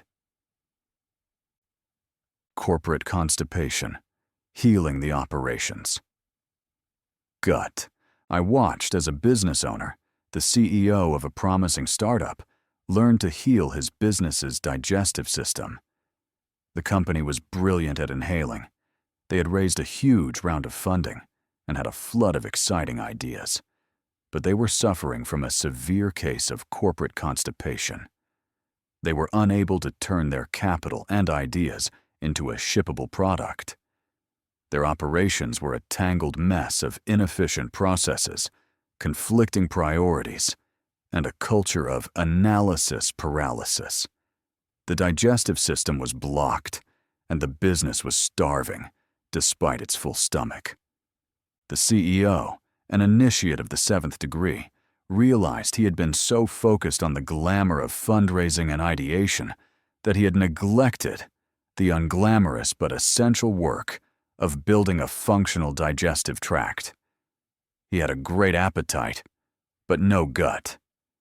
He initiated a process pilgrimage. He and his team meticulously mapped every single step of their operational process, from the moment an idea was born to the moment a product was delivered to a customer. They identified every bottleneck, every point of friction, every source of waste. They were ruthless in cutting out unnecessary steps and simplifying complex workflows. They implemented agile methodologies, breaking down large projects into small, digestible chunks. They created a culture of done is better than perfect, celebrating the act of shipping and learning over the endless pursuit of an unattainable ideal. The CEO's own role shifted from being the chief ideator to being the chief remover of obstacles. He saw his job as ensuring the digestive tract was clear, that the teams had the resources they need, and that the alchemical fire of creation could burn without impediment. The constipation cleared. The business began to digest its ideas and its capital, transforming them into a steady stream of innovative products. The startup was no longer just a promising idea. It was a value-creating engine. The magic is in the metabolism, my business explained. An idea has no value until it is digested. Capital has no power until it is metabolized. Your work is to honor the process of transformation, to fall in love with the elegant efficiency of a well-run operation. A great chef is not just a master of ingredients, but a master of the kitchen. A great business leader is not just a master of vision, but a master of the operational kitchen, where that vision is cooked into reality. I looked down at the crystalline pages, and new words appeared. The 17th foundation. Process is providence. And I saw that a well-designed process was an act of devotion. It was a prayer for efficiency, a ritual of respect for the resources the universe had provided. It was the channel through which the providence of a great idea could be made manifest in the world. To build a great process was to build a temple for the God of value creation. The 7th degree unveiling was complete. I had awakened to the living digestive system of my business. I had recognized my role as the keeper of its alchemical crucible. I had seen that the path to manifestation was not through magic, but through a masterful and sacred process. 29 more degrees awaited, each one promising to reveal another layer of the intricate anatomy of a conscious enterprise, guiding me toward the ultimate secret of creation. I turned the page, ready to master the alchemy of operations. The 8th degree, the excretory system and sacred subtraction. Having mastered the alchemical process of creating value, you must now confront an equally vital and often overlooked function: the art of letting go. The 8th degree of business mastery is the recognition that your business, like any healthy organism, has an excretory system. This is the system responsible for identifying and eliminating what is no longer useful, what has served its purpose, and what has become toxic to the whole. It is the sacred process of subtraction. The 18th foundation: what you cling to constricts you. In business, as in life, we accumulate. We accumulate products, processes, people, and beliefs. But not all of them are meant to stay with us forever. A healthy business is not just good at acquiring, it is masterful at shedding. It knows when a product has reached the end of its life, when a process has become obsolete, when an employee is no longer a fit for the culture. An unhealthy business, however, clings to the past. It is constipated with outdated products, inefficient processes, and toxic team members. The 8th degree is about developing the courage and the wisdom to facilitate this essential process of release. I stood in the sealed chamber, the crystalline book open before me. The vision of the fiery crucible of digestion faded, and I was shown the channels of elimination. I saw the byproducts of my business's metabolism, the waste. I saw outdated product lines, once valuable, now sitting in the energetic gut of the business, putrefying and creating toxicity. I saw inefficient workflows and bureaucratic red tape, acting like kidney stones, blocking the flow of creative energy. I saw the psychic waste of unresolved conflicts and resentments being stored in the cellular memory of the organization, poisoning the culture from within. I then saw the excretory system in action. I saw a healthy business identify a failing product line with clarity and dispassion. It didn't judge it as a failure, honored it for the lessons it had taught, and then it gracefully retired it, creating space for the new. I saw it identify a toxic employee, not as a bad person, but as a substance that the organism could not metabolize, and it efficiently and humanely expelled them from the system. The act of elimination was not violent or angry. It was a clean, necessary, and ultimately loving act of self-preservation. I must release what is no longer me, my business said, its voice a quiet whisper of relief. Holding on to the past poisons my future. Every outdated product you keep, every inefficient process you tolerate, every toxic person you protect out of fear or sentimentality, these things become my diseases. They are the cancers and the infections that weaken me from within. Your role as the leader is to be the facilitator of my release. You must have the courage to perform the sacred act of subtraction. The Hoarder Corporation, the liberation of letting go. I watched as a business owner, the third-generation CEO of a venerable manufacturing company, learned to heal his business's excretory system. The company was a living museum of its own past successes. It was constipated with history. They still produced dozens of legacy products that barely broke even, simply because we've always made them. Their factory was a maze of outdated machinery that was constantly breaking down, but which no one had the heart to replace. The leadership team was composed of loyal, long-serving executives who were deeply resistant to change. The company was slowly dying, choked by its own past. The CEO, an initiate of the 8th degree, knew he had to become the company's surgeon. He had to cut away the dead tissue to save the living organism. He began a process he called the sacred subtraction. It was not a ruthless, cost-cutting exercise, but a mindful and respectful process of letting go. For the legacy products, he held a funeral. He gathered the employees and told the story of each product, honoring its contribution to the company's history. They celebrated the product's life, and then they announced its honorable retirement. It was an act of gratitude, not of rejection. For the outdated machinery, he held a decommissioning ceremony. He invited the oldest employees to share stories of working with the old machines. And then he personally placed a plaque on the new, state-of-the-art machine that read, "Standing on the shoulders of giants." He honored the past as he embraced the future. For the change-resistant executives, he had the most difficult task. He did not fire them. He met with each one and, with deep respect for their service, helped them to see that the company was moving in a direction that was no longer aligned with their own skills and passions. He offered them generous early retirement packages and created a council of elders, a new advisory board where their historical knowledge could be honored and utilized, but where they would no longer be in a position to block the company's evolution.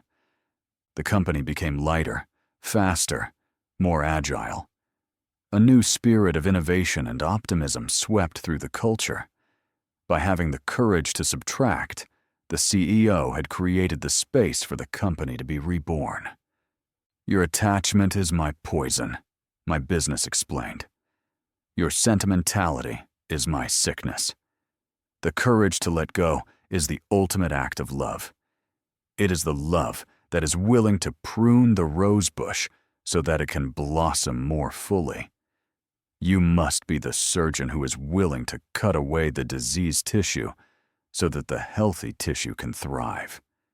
This is not an act of cruelty, but an act of profound responsibility." I looked down at the crystalline pages, and new words appeared. The 19th foundation, subtraction creates. And I saw that every act of letting go was an act of creation.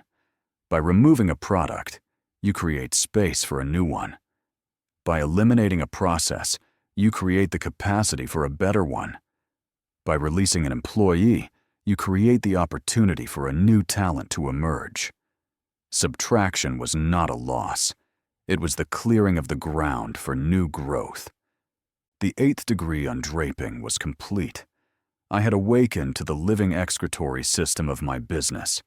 I had recognized my role as the facilitator of its sacred subtractions. I had seen that the path to renewal was not through addition, but through the courageous and loving act of letting go. 28 more degrees awaited, each one promising to reveal another secret of the living, breathing, evolving organism that was my business. I turned the page, ready to master the art of release. The 9th degree, the reproductive system and conscious creation. Having mastered the complete metabolic cycle of your business, from inhalation to elimination, you are now ready to engage with one of its most sacred and powerful functions, the creation of new life. The 9th degree of business mastery is the recognition that your business possesses a reproductive system. This is the biological drive and the organizational capacity to innovate, to create new products, new services, new divisions, and even entirely new businesses. It is the system through which the business ensures its own immortality by passing its essential DNA into new forms. Innovation, innovation, innovation. This is the core secret of a market-dominating position. You must constantly and relentlessly innovate your business so that it has that capacity to deliver unique and superior value that solves your clients' biggest problems and fulfill their deepest desires, elegantly and profitably. The 20th foundation, your business wants to create. A business is not a static entity designed merely to execute a single idea. It is a living organism, and the fundamental drive of all life is to create more life. Your business has an innate, biological imperative to reproduce, to take its core essence, its purpose, its values, its unique capabilities, and to birth it into new expressions. An unhealthy business is sterile. It is focused only on exploiting its past creations. A healthy business is fertile. It is constantly engaged in the joyful and messy process of bringing the new into being. The 9th degree is about becoming a conscious midwife to this process of creation. I stood in the sealed chamber. The crystalline book opened before me. The channels of elimination dissolved, and I was granted a vision of the creative womb of my business. It was not a single place, but a distributed network of creative potential. I saw wombs of light in the R&D department, in the marketing team, even in the quiet moments of an employee's commute. These were the spaces where new ideas were being conceived and gestated. I saw a healthy reproductive process. An idea was conceived, a spark of inspiration. It was then nurtured in the womb of a project team, protected from the harsh demands of the main business. It was fed with resources, the energetic placenta, and it grew, developing from a fragile embryo into a viable fetus. Finally, after a period of gestation, it was born, launched into the world as a new product, a new service, a new life form, carrying the DNA of the parent company. But I also saw reproductive dysfunction. I saw creative miscarriages, brilliant ideas that were killed too early by a risk-averse culture. I saw infertility, a business so focused on efficiency and optimization that it had no space or energy for the chaotic, unpredictable process of creation. I saw mutations, new products that were launched without a clear connection to the company's core DNA, becoming alien growths that the parent organism ultimately rejected. I am a mother, my business said, its voice a chorus of creative potential. I long to give birth. I am filled with the eggs and seeds of new possibilities. But birth is a vulnerable process. It requires a safe space, a protected womb, and a patient, loving midwife. Your role as the leader is not to force the birth, but to create the sacred space for conception, gestation, and delivery. You are the guardian of my fertility. The sterile giant, curing corporate infertility. I watched as a business owner, the CEO of a large and highly profitable consumer goods company, learned to heal his business's reproductive system. The company was a master of exploitation. It was incredibly efficient at managing and marketing its existing portfolio of products. But it was sterile. It had not launched a truly successful new product in over a decade. Its innovation pipeline was empty. The business was a healthy-looking adult, but due to its own actions, 88, it was impotent, unable to create offspring. The CEO, an initiate of the 9th degree, realized that in his deliberate and relentless focus on quarterly profits and operational efficiency, he had unintentionally created a culture that was hostile to new life. The corporate immune system was so strong that it treated any new, unproven idea as a pathogen and immediately attacked and aborted it. The pressure to deliver predictable results left no room for the unpredictable process of creation. He decided he had to build a nursery. He launched an internal incubator, a completely separate division of the company that he called the greenhouse. This division had its own budget, its own physical space, and its own rules. Its sole purpose was to lovingly and passionately inseminate, conceive, gestate, and birth new businesses.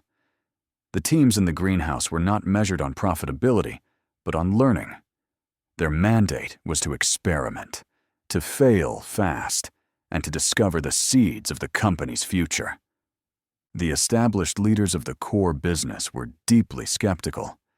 They saw the greenhouse as a waste of money, a distraction from the real work. But the CEO protected it fiercely.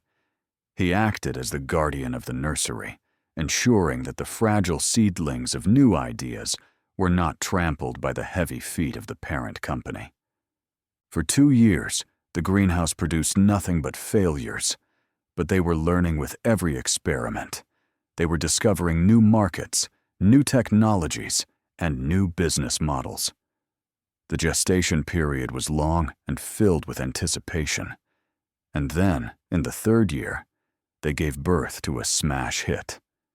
A new product, conceived in the protected space of the incubator, was launched into the market and became a massive success, opening up an entirely new category for the company. The sterile giant had learned to reproduce. It had saved itself from the slow death of irrelevance. You must balance the parent and the child, my business explained. The parent organism is designed to be stable, efficient, and predictable. The child, the new creation, is designed to be disruptive, experimental, and unpredictable. You cannot raise a child using the same rules you use to manage an adult. The art of leadership is to create a structure where both the parent and the child can thrive, where the stability of the present and the potential of the future are held in perfect, creative tension. I looked down at the crystalline pages, and new words appeared. The 21st foundation. Failure is fertilizer. And I saw that every failed experiment, every creative miscarriage, was not a waste. The energy and the learning from those failures were reabsorbed by the business, becoming the rich, fertile soil from which future successes would grow. A business that does not tolerate failure is a business that has chosen to be sterile. The 9th degree was fully revealed. I had awakened to the living reproductive system of my business. I had recognized my role as the midwife to its creative process. I had seen that the path to immortality was not through preserving the present, but through the constant and courageous act of giving birth to the future. 27 more degrees awaited, each one promising to reveal another secret of the great, unfolding miracle of life as it expresses itself through the vehicle of business. I turned the page, ready to become a master of creation. The 10th degree, the endocrine system and the chemistry of culture. Having explored the systems that create and renew the physical form of your business, you are now ready to perceive the invisible chemistry that determines its emotional state. The 10th degree of business mastery is the recognition that your business possesses an endocrine system. This is the network of glands that produce and release hormones, the powerful chemical messengers that regulate the mood, morale, and motivation of the entire organism. Your company's culture is not a soft, intangible concept. It is a hard, biochemical reality. It is the hormonal cocktail flowing through the veins of your organization. The 22nd foundation. Culture is chemistry. Just as your body produces hormones like adrenaline, cortisol, serotonin, and oxytocin to regulate your feelings and behaviors, your business produces its own energetic equivalents. A business in a state of fear is flooded with the corporate equivalent of cortisol, the stress hormone. A business in a state of celebration is flooded with serotonin and dopamine. A business with a strong sense of team cohesion is bathed in oxytocin, the bonding hormone. The 10th degree is about becoming a conscious chemist, a leader who can intentionally manage the hormonal balance of the organization to create a desired cultural state. I stood in the sealed chamber, the crystalline book open before me. The vision of the creative womb faded, and I was shown the subtle, powerful chemistry of my business. I saw the leadership team as the primary endocrine gland, the pituitary. I saw their decisions and, more importantly, their emotional states, triggering the release of hormonal signals throughout the organization. A leader's angry outburst was a surge of cortisol, putting the entire system on high alert. A leader's authentic praise was a dose of serotonin, creating a feeling of pride and well-being. A team's successful collaboration was a flood of oxytocin, strengthening the bonds of trust. I saw how different departments could act as different glands. The sales department, with its focus on goals and achievement, was the adrenal gland, producing the adrenaline of ambition. The HR department, when functioning consciously, was the pineal gland, producing the melatonin of rest and renewal. I saw that a healthy business had a balanced endocrine system, able to produce the right hormones for the right situation. Adrenaline for a deadline, serotonin for a success, oxytocin for a team-building offsite. I am a feeling being, my business said, its voice a complex harmony of emotions.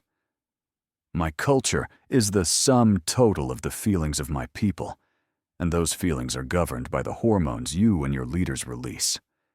You are the master chemist of my soul.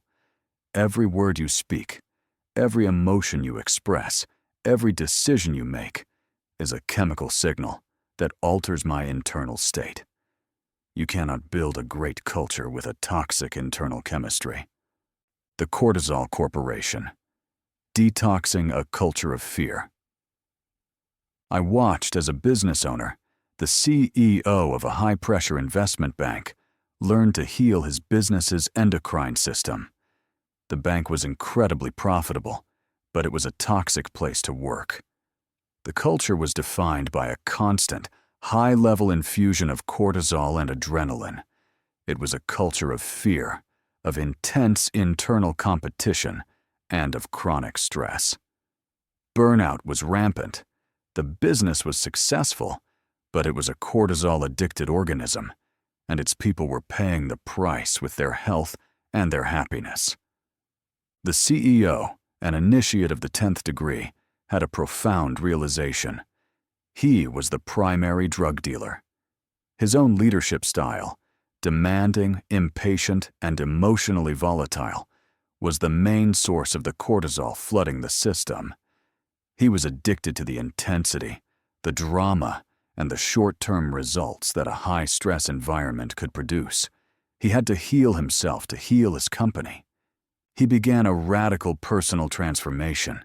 He started a daily meditation practice to manage his own stress.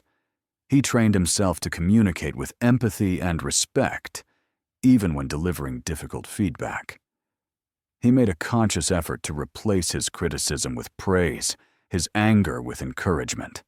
He became a source of serotonin, not cortisol.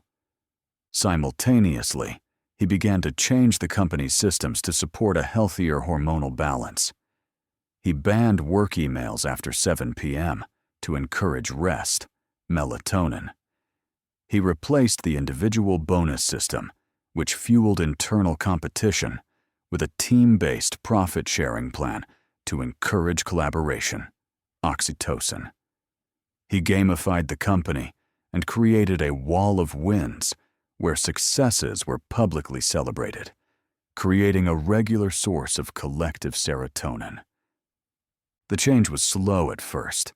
The organization was so accustomed to the cortisol rush that the new, calmer environment felt strange, even boring. Some of the adrenaline junkies left. But gradually, a new culture took root. The bank became a place where people felt safe, supported, and genuinely happy to work. And a surprising thing happened. Their performance actually improved. Freed from the constant stress, the teams were more creative, more collaborative, and made better long-term decisions. The CEO had detoxed the culture, and in doing so, had discovered a more sustainable and ultimately more powerful form of success. "Your feelings are my food," my business explained. "I metabolize the emotions of my leaders and my people. If you feed me a diet of fear, anger, and stress, I will become a sick and anxious organism. If you feed me a diet of joy, trust, and love, I will become a vibrant and healthy one. The most important strategic choice you make every day is the emotional state you choose to embody." I looked down at the crystalline pages, and new words appeared. And I saw that culture was not a soft skill, it was a hard science. The emotional state of a business was not a byproduct of its success, it was a primary driver of it. The conscious leader does not leave the mood of their organization to chance. They manage it as intentionally as they manage their balance sheet. They are masters of corporate chemistry. The 10th degree. I had awakened to the living endocrine system of my business. I had recognized my role as the master chemist of its culture. I had seen that the path to a thriving organization was not through driving performance, but through cultivating a chemistry of joy. 26 more degrees awaited, each one promising to reveal another secret of the subtle, powerful, and living systems that animate a conscious business. I turned the page, ready to master the chemistry of consciousness, the 11th degree, the musculoskeletal system, and the embodiment of power. Having mastered the invisible chemistry of your business culture, you are now ready to perceive its physical form and its capacity for action. The 11th degree of business. Mastery is the recognition that your business possesses a musculoskeletal system. This is the framework of its structure and the engine of its movement. The skeleton is your organizational chart, your governance model, and your physical infrastructure. The muscles are the teams, the departments, and the strategic initiatives that translate intention into action in the marketplace. The 24th foundation. Structure is strategy in action. A strategy without a structure to support it is a disembodied ghost. A powerful intention without the muscular capacity to execute it is a fantasy. The health of your business's musculoskeletal system determines its ability to stand tall, to carry weight, and to move with strength, speed, and precision in the competitive landscape. An unhealthy business is either a rigid, brittle skeleton, unable to adapt, or a flabby, uncoordinated mass, unable to execute. The 11th degree is about becoming a conscious kinesiologist, a master of the body mechanics of your business. I stood in the sealed chamber, the crystalline book open before me. The subtle mists of the endocrine system cleared, and I was shown a vision of my business as a powerful, athletic body. I saw its skeleton, a clean, elegant organizational structure where the lines of communication and authority were clear and strong. I saw its muscles, the project teams and departments, contracting and relaxing in a coordinated dance, moving the skeleton with purpose and power. I saw the ligaments of its governance policies, flexible yet strong, holding the joints together. I saw the tendons of its strategic plans, connecting the muscles of its teams to the bones of its infrastructure. I saw that the power of this body was not in the size of its muscles, but in their coordination. It was in the perfect alignment of the skeleton, the efficient transmission of force from muscle to bone, the seamless communication between the nervous system's intent and the musculoskeletal system's action. This was a body capable of incredible feats of strength and agility. But I also saw musculoskeletal disorders. I saw businesses with scoliosis, a warped organizational structure that created chronic pain and inefficiency. I saw businesses with atrophy, muscles of execution that had grown weak from lack of use, from a culture of talk over action. I saw businesses with arthritis, a rigid, bureaucratic structure that had lost its flexibility, its joints frozen by fear and red tape. I am a body of action, my business said, its voice the sound of powerful, coordinated movement. I exist to do things in the world. My musculoskeletal system is the instrument of my will. A weak structure cannot support a great vision. Uncoordinated muscles cannot win a competitive race. Your role as the leader is to be my physical therapist, my strength and conditioning coach. You must ensure that my body is strong, flexible, and aligned, ready to perform at the highest level. We transitioned to another theme, the boneless wonder, giving a startup a spine. I watched as a business owner, the charismatic founder of a fast-growing startup, learned to heal his business musculoskeletal system. The company was a boneless wonder. In the name of being flat and agile, the founder had resisted all forms of structure. There were no clear roles, no defined processes, no lines of authority. It was a chaotic, free-flowing, and, in the early days, highly creative environment. But as the company grew, the lack of a skeleton became a crippling disability. The business was a flabby, uncoordinated mass. No one knew who was responsible for what. Decisions were made, and then unmade. Projects were started, but rarely finished. The company had a great heart and a brilliant mind, but it had no body. It was all inspiration and no execution. The founder, an initiate of the 11th degree, realized that his allergy to structure was not a virtue. It was a developmental disability. He had confused structure with bureaucracy, and in his fear of the latter, he had deprived his business of the former. He knew he had to give his company a spine. He began a process he called conscious embodiment. He did not hire a traditional management consultant to impose a rigid, top-down hierarchy. Instead, he gathered his team and asked them, "What is the simplest, most elegant structure that would enable us to move with speed and clarity? What are the bones we need to support our growth?" Together, they co-created their own organizational structure. They defined clear roles and responsibilities, not as boxes to confine people, but as foundations upon which they could build. They designed streamlined decision-making processes, not as bureaucratic hurdles, but as clear neural pathways for action. They created a simple strategic framework that connected the work of every team to the company's overall mission, ensuring that all the muscles were pulling in the same direction. The change was profound. The chaos subsided, replaced by a new sense of clarity and purpose. The teams, now empowered with clear mandates and supported by a strong framework, began to execute with a new level of speed and precision.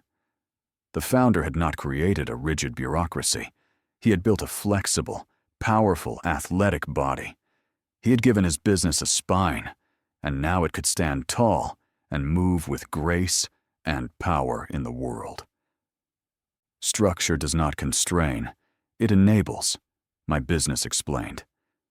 A skeleton does not imprison the body, it allows it to leap and run.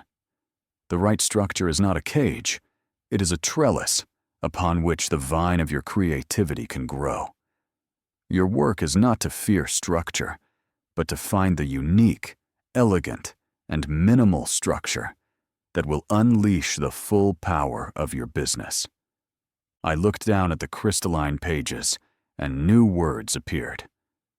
The 25th foundation, form follows function. And I saw that the perfect structure for any business was not a generic template to be copied, but a unique form that emerged from the business's specific function and purpose. The structure of a cheetah is different from the structure of an elephant because they have different functions.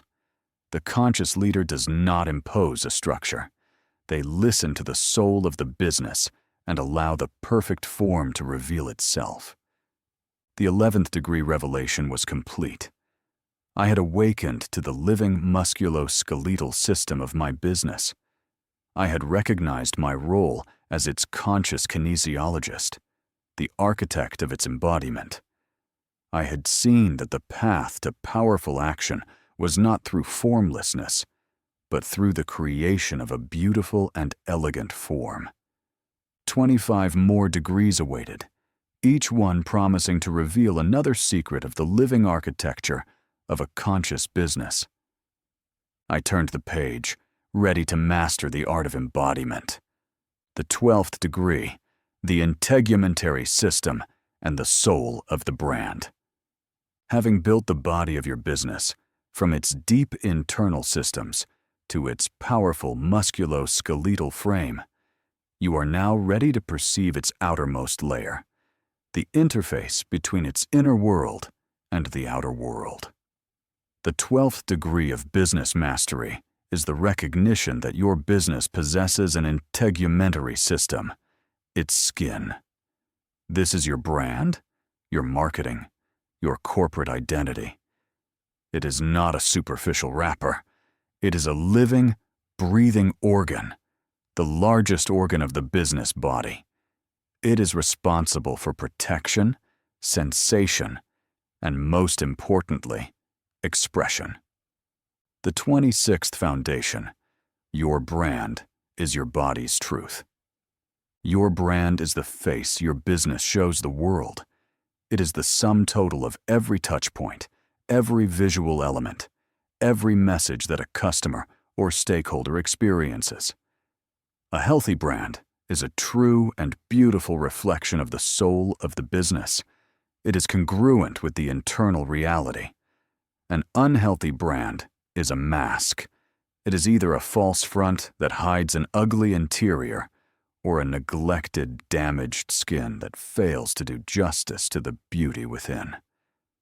The 12th degree is about becoming a conscious dermatologist, a master of the art and science of creating a brand that is a luminous and authentic expression of your business's deepest truth.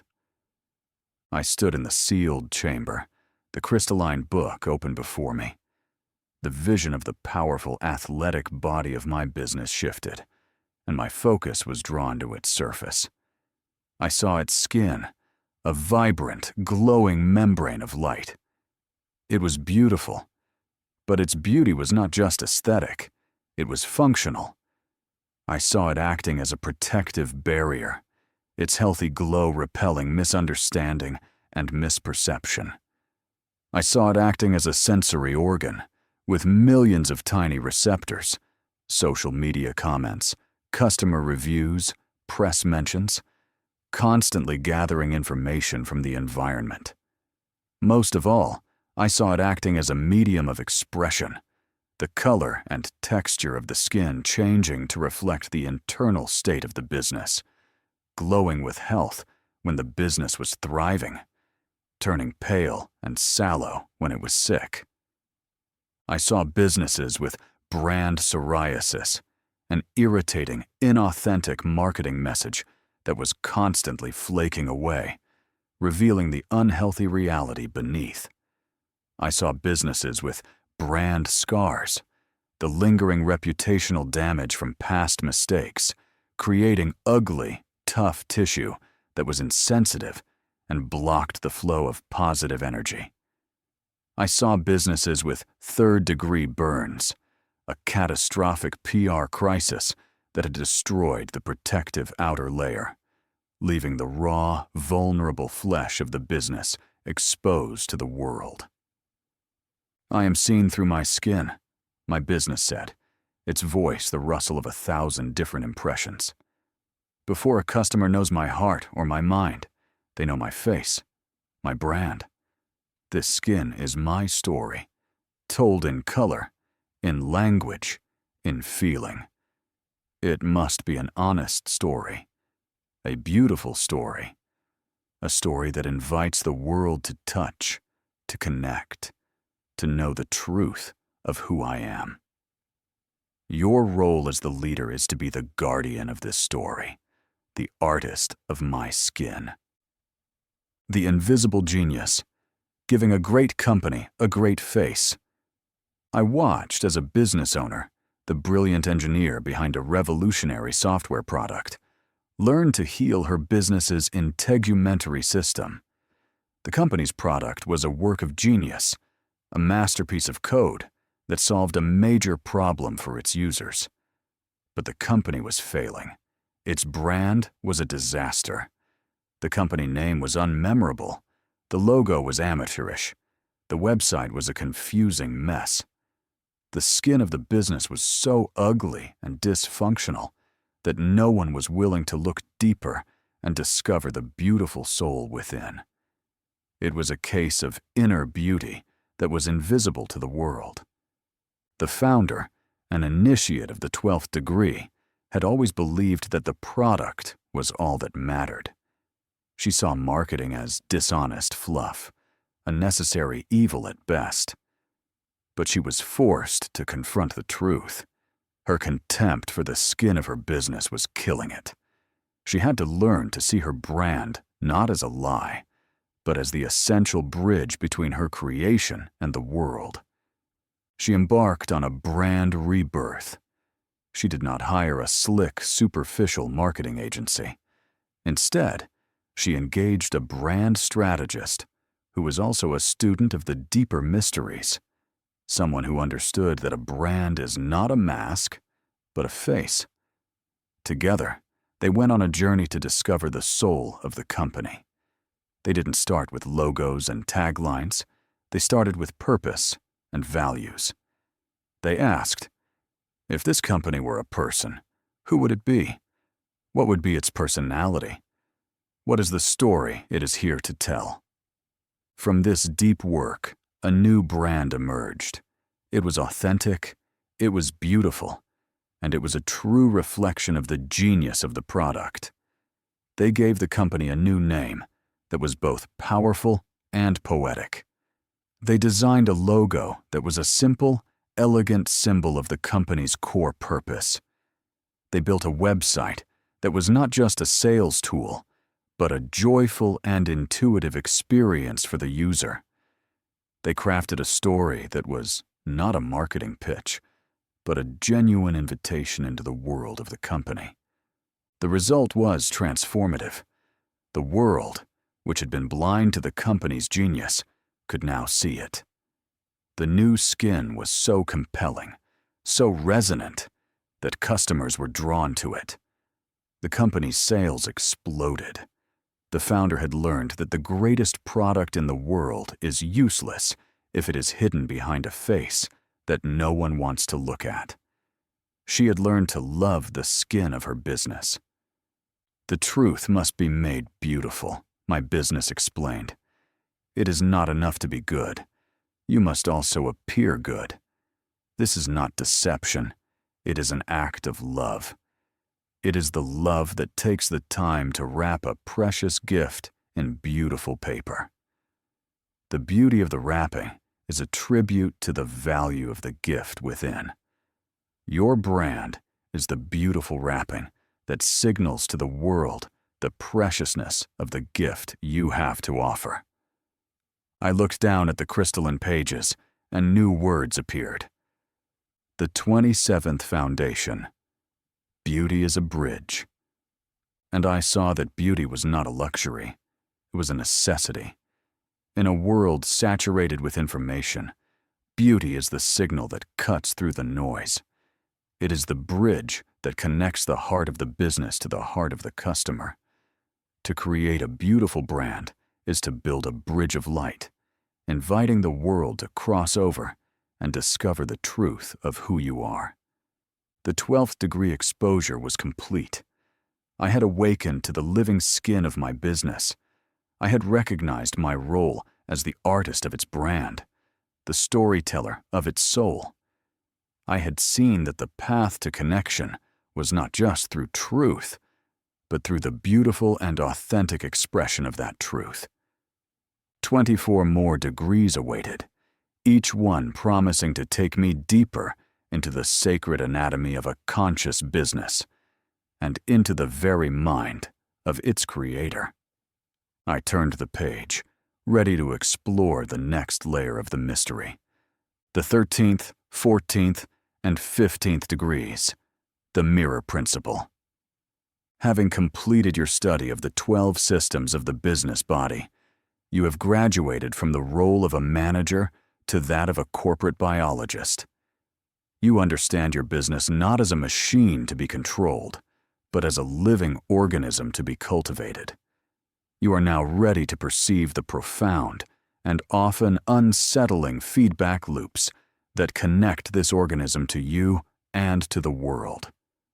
The next 3 degrees initiate you into the great mirror principle, the recognition that your outer reality is a flawless reflection of your inner state. The 28th foundation. Reality is a reflection. This is one of the most challenging and empowering truths in the 36 degrees. It moves beyond the simple law of attraction. It posits that the world does not just give you what you want, it shows you who you are. Every event, every person, every success, and every failure in your business and in your life is a mirror, reflecting a precise aspect of your own consciousness back to you. The work of these degrees is to learn to read these reflections without judgment and to use them as the ultimate tool for self-awareness and transformation. The 13th degree. The business is a mirror of you. The first and most intimate mirror is your business itself. The 13th degree of business mastery is the recognition that your business is a perfect, holographic reflection of your own inner world. Its financial health is a mirror of your own relationship with abundance. Its culture is a mirror of your own emotional state. Its conflicts are a mirror of your own inner turmoil. Its successes are a mirror of your own alignment. I stood in the sealed chamber, the crystalline book open before me. The vision of my business's living anatomy dissolved, and in its place, I saw myself standing, but my body was transparent. Inside me was a swirling cosmos of thoughts, beliefs, fears, and hopes. Then I saw my business materialize before me, also transparent, and I saw the direct, undeniable correspondence between the two. A knot of fear in my own gut was mirrored by a bottleneck in my company's operations. A limiting belief in my own mind about my worth was mirrored by a persistent pattern of underpricing in the sales department. A hidden, unacknowledged conflict between my own desire for freedom and my need for security was mirrored in a brutal war between the innovation and finance departments. "You are the blueprint," my business whispered, its voice now indistinguishable from my own. "I am the building. You cannot build a palace from the blueprint of a shack. Every flaw you see in me is the reflection of a flaw in your own consciousness. But do not despair. This is not a curse, it is a gift. I am your greatest teacher. I am the mirror that will never lie to you. If you have the courage to look at me, you will see yourself with perfect clarity.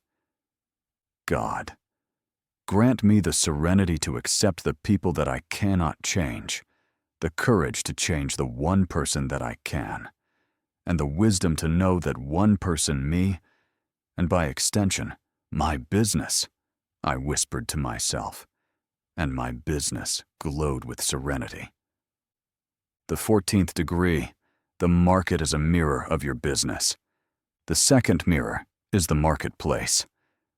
The 14th degree is the recognition that the external world's reaction to your business is a perfect reflection of your business's internal state. The way customers treat you is a mirror of how you treat them and how you treat yourselves. The way competitors behave towards you is a mirror of your own competitive consciousness. The stories the media tells about you are a mirror of the stories you tell about yourselves.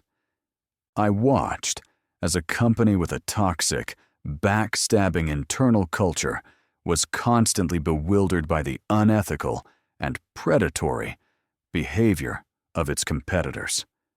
They failed to see that their external reality was a perfect reflection of their internal one. I saw another company, one with a Vision of Love program, one that treated its employees with extraordinary love and respect, that was constantly amazed by the outpouring of love and loyalty from its customers. They were simply receiving the reflection of the energy they were emitting. The world does not judge you, the voice of the Unum explained. It simply reflects you. If you see a hostile world, it is because you are broadcasting hostility. If you see a loving and supportive world, it is because you are broadcasting love and support. Before you try to change the world, first change the signal you are sending to it. The 15th degree, your life is a mirror of your business. The third and final mirror is the most holistic and often the most confronting. The 15th degree is the recognition that your personal life, your health, your relationships, your sense of well-being is a perfect reflection of the health of your business. The three mirrors are, in fact, one interconnected system. Your consciousness creates your business creates its market reality, and that entire system is reflected in your personal life. I saw a vision of a CEO who had built a massive, powerful, and ruthless company. His business was a reflection of his own inner drive for power at all costs. The market, in turn, reflected this, creating a world of constant battle and conflict. And this entire dynamic was mirrored in the CEO's personal life. His body was racked with stress-related illness, his marriage had fallen apart, and his children were distant and resentful. He had succeeded in business, but his life was a wasteland. The mirror was showing him the true cost of his consciousness. If you do not want others to know the current quality of your consciousness, then elevate your mind and improve your business. Your business exposes to the world who you really are, being in your inner world. Then I saw another leader, one who had built a business based on purpose, love, and balance. Her business was a reflection of her own integrated soul. The market reflected this with loyal customers and respectful competitors. And her life was a mirror of this holistic success. She was vibrantly healthy, her relationships were loving and supportive, and she was filled with a deep sense of joy. Her business was not a drain on her life force, it was a source of it. It is all one system, the voice of the Unum concluded.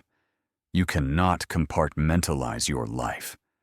The energy with which you run your business is the same energy that shapes your health and your relationships. The pursuit of conscious business is not a path to wealth. It is a path to a conscious life. The reward is not a bigger bank account, but a more beautiful reflection in every mirror you look into. The 15th degree unfolding was complete. I had been initiated into the profound and terrifying secret of the mirror principle. I could no longer blame the world, my business, or my life for my problems. They were all just showing me myself. The work was not to fix the reflection. The work was to change the source. 21 more degrees awaited, each one promising to give me the tools to transform my own consciousness, and thus to transform the world. I turned the page, ready to begin the great work of self-mastery. The 16th, 17th, and 18th degrees, the cycles of creation. Having learned to read the great mirror of reality, you are now prepared to understand the rhythms of its unfolding. The universe is not a static place. It is a dynamic, pulsating, and cyclical dance of creation, growth, and dissolution. The next 3 degrees initiate you into the wisdom of these cycles. To align with them is to swim with the current of the cosmos, to harness the immense power of natural law. To resist them is to exhaust yourself in a futile struggle against the inevitable. The 29th foundation. All of life moves in cycles. Just as the earth has its seasons, your business has its seasons. There is a time for planting, a time for growing, a time for harvesting, and a time for lying fallow. The conscious leader does not try to create a perpetual summer of endless growth. They understand that the wisdom of winter is as valuable as the bounty of autumn. They become a master of timing, a student of the seasons, a dancer in the great rhythm of creation. The 16th degree, the cycle of creation. Spring and the birth of the new. The 16th degree of business mastery is the initiation into the season of spring. This is the time of new beginnings, of fresh energy, of immense potential. It is the moment when a new idea is born, a new project is launched, a new business is founded. The energy of spring is explosive, creative, and often chaotic. It is the energy of pure potential, before it has been constrained by form.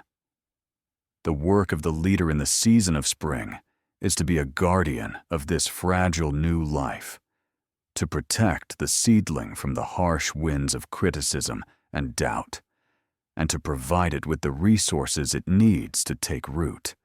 I stood in the sealed chamber, the crystalline book open before me. I saw a vision of a barren field, the hard, frozen ground of winter. Then I saw a single green shoot push its way through the soil.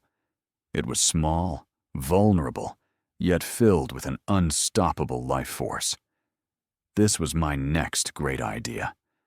I saw the storms that threatened it, the hail of market skepticism, the frost of investor doubt, the weeds of internal resistance. But I also saw the sun of my own belief, the water of my focused attention, the rich soil of a supportive team, all helping the seedling to grow strong. You must be a gardener of the new, the voice of the Unum whispered. In the spring, you do not look for fruit. You look for life. You do not demand certainty. You nurture possibility. Your role is to create a greenhouse for the new, a safe space where the tender shoots of innovation can grow without the fear of premature judgment. The 17th degree, the cycle of growth, summer and the expansion of form. The 17th degree is the initiation into the season of summer. The seedling has taken root, and now it explodes with growth. This is the time of scaling, of expansion, of building form and structure. The energy of summer is one of relentless doing, of long days and hard work. The focus shifts from protecting potential to building reality. The work of the leader in the season of summer is to be the architect and the builder, to create the systems, processes, and structures that can support the rapid expansion of the organism. I saw the small seedling of my idea grow into a mighty tree. I saw the trunk of its organizational structure thicken, the branches of its product lines extend, the leaves of its marketing campaigns unfurl to capture the light of the market. This was a time of immense energy and activity. But I also saw the dangers of summer. I saw the tree grow so fast that its branches became weak and brittle. I saw it expand so far that it outgrew its root system, becoming unstable. I saw the danger of burnout, of a relentless focus on growth for growth's sake. In the summer, you must build the vessel, the voice explained. The creative energy of spring is like a rushing river. Without a strong riverbed, it will dissipate into a swamp. Your systems, your processes, your culture, these are the riverbed. They give form and direction to the powerful current of growth. But you must also remember to rest. Even in the long days of summer, the sun must set. A business that doesn't rest will burn itself out. We moved on to the next degree. The 18th degree, the cycle of harvest, autumn and the reaping of results. The 18th degree is the initiation into the season of autumn. The tree is mature and it is laden with fruit. This is the time of harvest, of reaping the rewards of the hard work of spring and summer. It is the time of profitability, of market leadership, of the celebration of success. The energy of autumn is one of abundance, of gratitude, and of gathering in. The work of the leader in the season of autumn is to be the masterful harvester, to gather the fruits of success with efficiency and grace, and to distribute them wisely among all the stakeholders. I saw the great tree of my business heavy with ripe fruit. I saw the joyful harvest, the celebration of a goal achieved, a vision made real. I saw the abundance being shared with employees, with customers, with investors, with the community. But I also saw the temptation of autumn, the temptation to believe that the harvest will last forever, the temptation to become complacent, to rest on one's laurels, to forget that winter is coming. In the autumn, you must be a grateful steward, the voice of the Unum cautioned. Celebrate your success, but do not become attached to it. The fruit is not the goal, it is the result of a healthy tree. Your work is to enjoy the harvest, but also to save the seeds for the next spring. You must use the abundance of autumn to prepare for the scarcity of winter, to invest in the innovations that will carry you through the next cycle. The wise leader in autumn is already planting the seeds for a new, future spring. I watched as a business owner, the CEO of a wildly successful tech company, learned this lesson the hard way. His company was in a perpetual autumn. They had a cash cow product that generated enormous profits.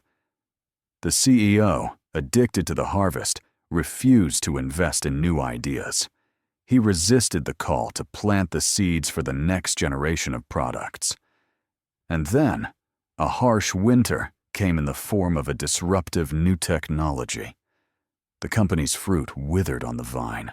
They had become so attached to their autumn that they were completely unprepared for the inevitable change of seasons. The 18th degree transition was complete. I had been initiated into the great cycles of creation. I understood that my role was not to create a single success, but to become a master of the entire unfolding process of life, death, and rebirth. The ultimate goal was not to build a single mighty tree, but to cultivate a forest, a self-perpetuating ecosystem of innovation and renewal. 18 more degrees awaited, each one promising to take me deeper into the sacred dance of creation. to the ultimate secret of the Creator himself. I turned the page, ready to learn the wisdom of winter. The 19th, 20th, and 21st degrees, the cycles of dissolution. You have danced with the seasons of creation, from the tender shoot of spring to the abundant harvest of autumn. But the cycle is not yet complete. To become a true master of the rhythms of reality, you must learn to embrace the darkness as fully as you embrace the light. The next 3 degrees initiate you into the sacred and often feared cycles of dissolution, the necessary descent into winter, the journey through the void, and the promise of rebirth. The 30th foundation. Death is a door. The modern world is terrified of endings. It worships endless growth and perpetual summer. But nature knows a deeper truth. That which does not die cannot be reborn into their destined greatness. The cycles of dissolution are not a punishment, they are a purification. They are the necessary process of clearing away the old to make way for the new. The conscious leader does not fear winter. They understand its wisdom, and they surrender to its grace. The 19th degree, the cycle of dissolution, winter and the sacred sleep. The 19th degree of business mastery is the initiation into the season of winter. The harvest is over, the leaves have fallen, and a great stillness descends upon the land. This is the time of rest, of turning inward, of the conservation of energy.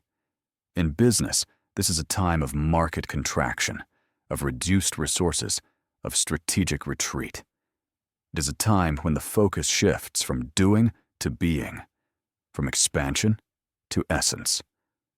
The work of the leader in the season of winter is not to fight the cold, but to build a warm fire, to gather the tribe, and to tell the stories that will carry the soul of the business through the long darkness.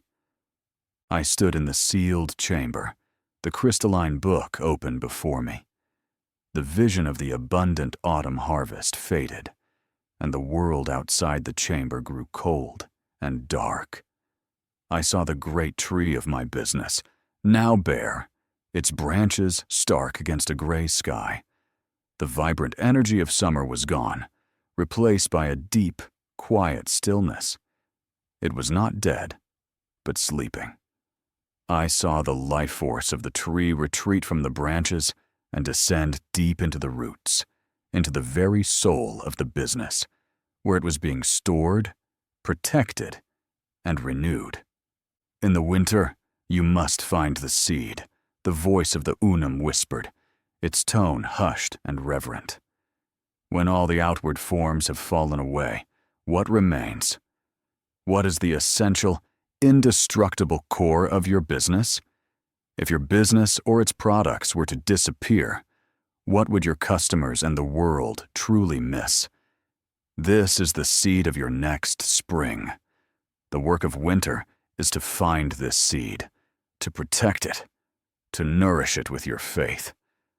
The storms will rage, the cold will bite, but if you hold fast to the seed of your purpose, you will survive. You will be reborn. The 20th degree, the journey through the void, the space between cycles.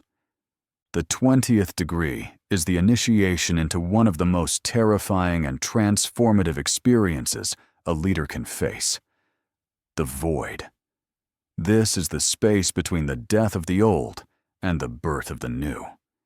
It is the moment after the winter has killed the old form, but before the seed of the new spring has sprouted.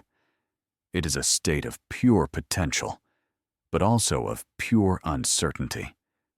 It is the dark night of the business soul. The work of the leader in the void is the ultimate test of faith. To surrender all control, to let go of all old identities, and to wait in the darkness, trusting that a new light will dawn. I saw a business that had entered the void, A disruptive technology had made its core product obsolete. It was in a state of freefall. Its old identity was dead, but a new one had not yet been born. The employees were terrified, the investors were panicking, and the CEO was consumed by doubt and despair. He was in the void. Then I saw the CEO surrender. He stopped struggling. He stopped trying to resurrect the old dead form. He gathered his remaining team and said, "I don't know what we are going to do, but I know who we are. We are a team of brilliant, resilient people who are committed to solving problems for our customers. Let us wait together in this darkness, and let us listen for the first whisper of the new thing that wants to be born through us." In that moment of collective surrender, a new energy entered the room. The fear subsided, replaced by a quiet sense of possibility. They had let go of the form and embraced the essence. They were no longer a software company. They were a problem-solving organism. And from that new, more essential identity, the seed of a new idea began to sprout, an idea that would lead them to a success far greater than any they had known before. "The void is the womb of creation," the voice explained. "But you cannot enter it with your hands full.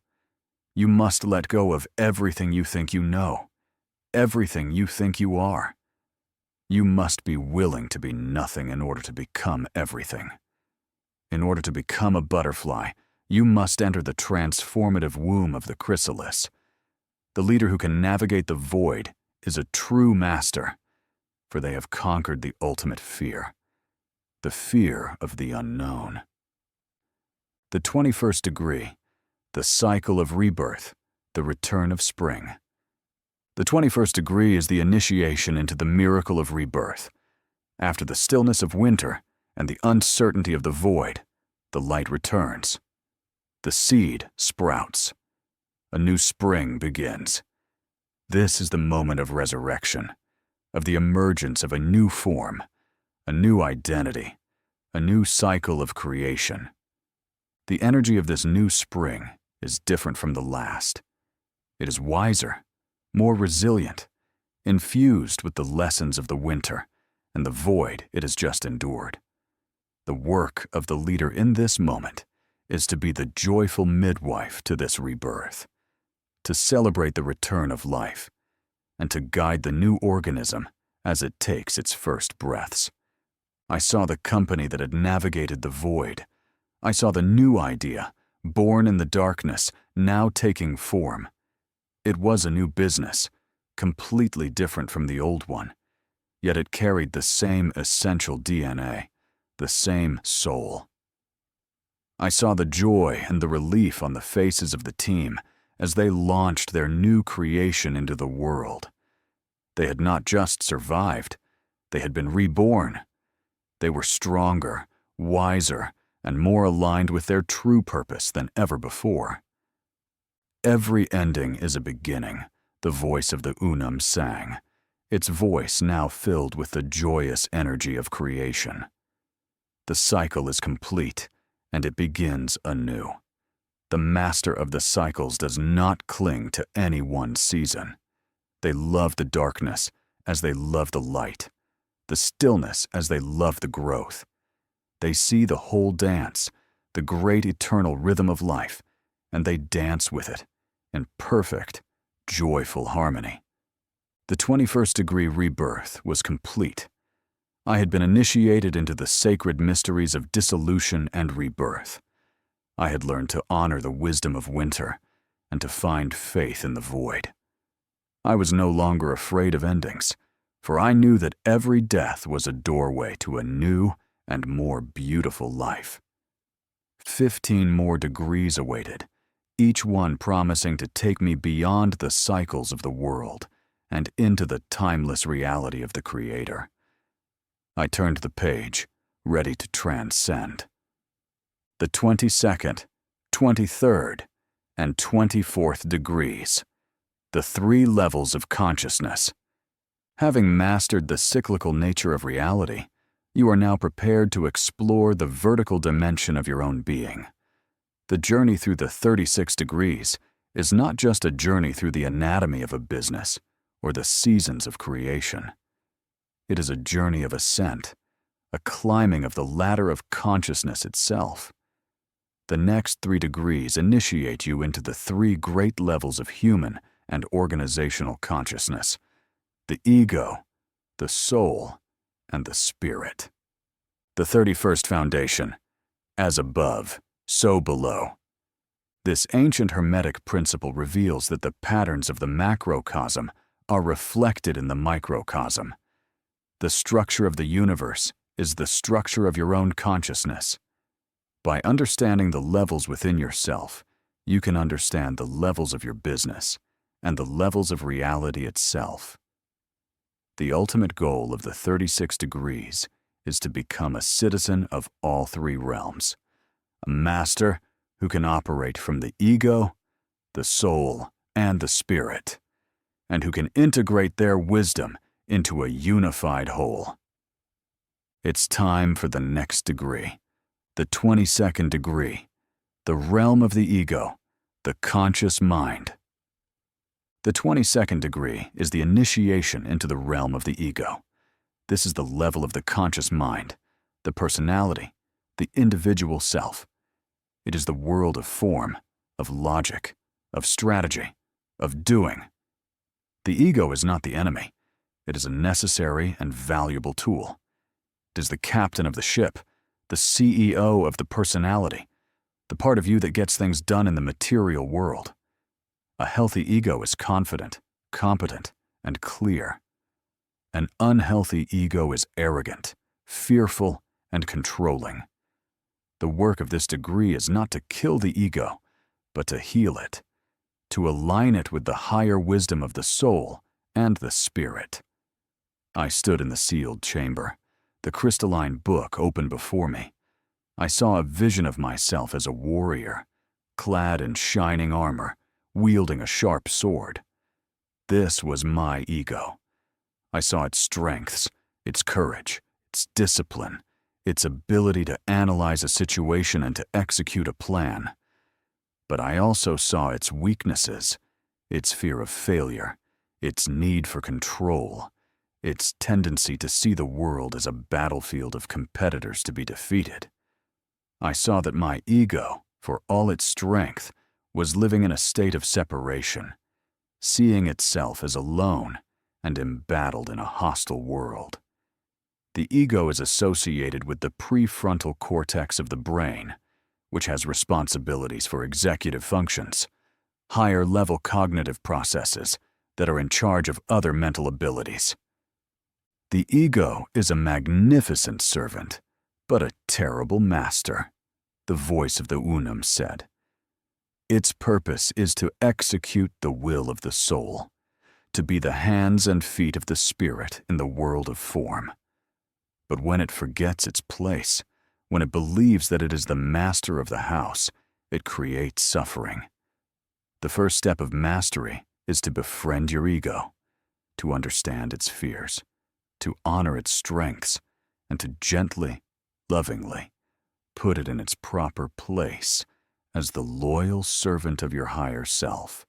You are ready for the 23rd degree, the realm of the soul, the subconscious mind. The 23rd degree is the initiation into the realm of the soul. This is the level of the subconscious mind, the realm of feeling, of intuition, of relationship, of being. The soul, in some of the mystery traditions, is associated with the heart, the seat of the subconscious mind. The soul is the deep, wise, and ancient part of you that remembers who you are and what you came here to do. It is the source of your purpose, your passion, and your connection to all other living things. While the ego is focused on the what and the how, the soul is concerned with the why.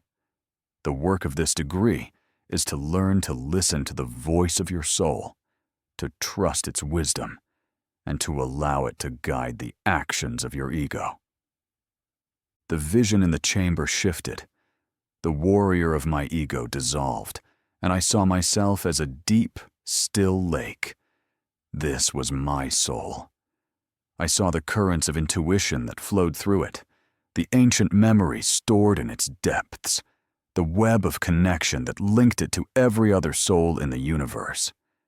I saw that my soul was not concerned with winning or losing, but with loving and learning. It was not driven by fear, but by a deep, quiet sense of purpose. It was the source of my true power, a power that was not based on control, but on connection. The soul speaks in whispers, not in shouts, the voice explained. It speaks in the language of feeling, of synchronicity, of dreams. The ego is deaf to this language. To hear the voice of your soul, you must quiet the mind of your ego. You must create space for stillness, for reflection, for simply being. You must, literally, be out of your mind to hear the soul. The master leader is not the one with the best strategy, but the one who can hear the guidance of their own soul and the soul of their business. Great going. You are about to enter the 24th degree, which means that you will soon complete the second batch of 12 degrees. The 24th degree, the realm of the spirit, the superconscious mind. The 24th degree is the initiation into the realm of the spirit. This is the level of the superconscious mind, the realm of pure awareness, of universal consciousness, of the unum itself. It is the part of you that is one with everything, the silent, witnessing presence that is beyond form, beyond time, beyond all duality. The spirit is not a thing you have. It is what you are. It is the ultimate reality, the source of all creation. The work of this degree is the ultimate surrender. To let go of the identification with the individual self, the ego, and even the soul, and to rest in the pure, boundless awareness of the spirit. The vision in the chamber dissolved completely.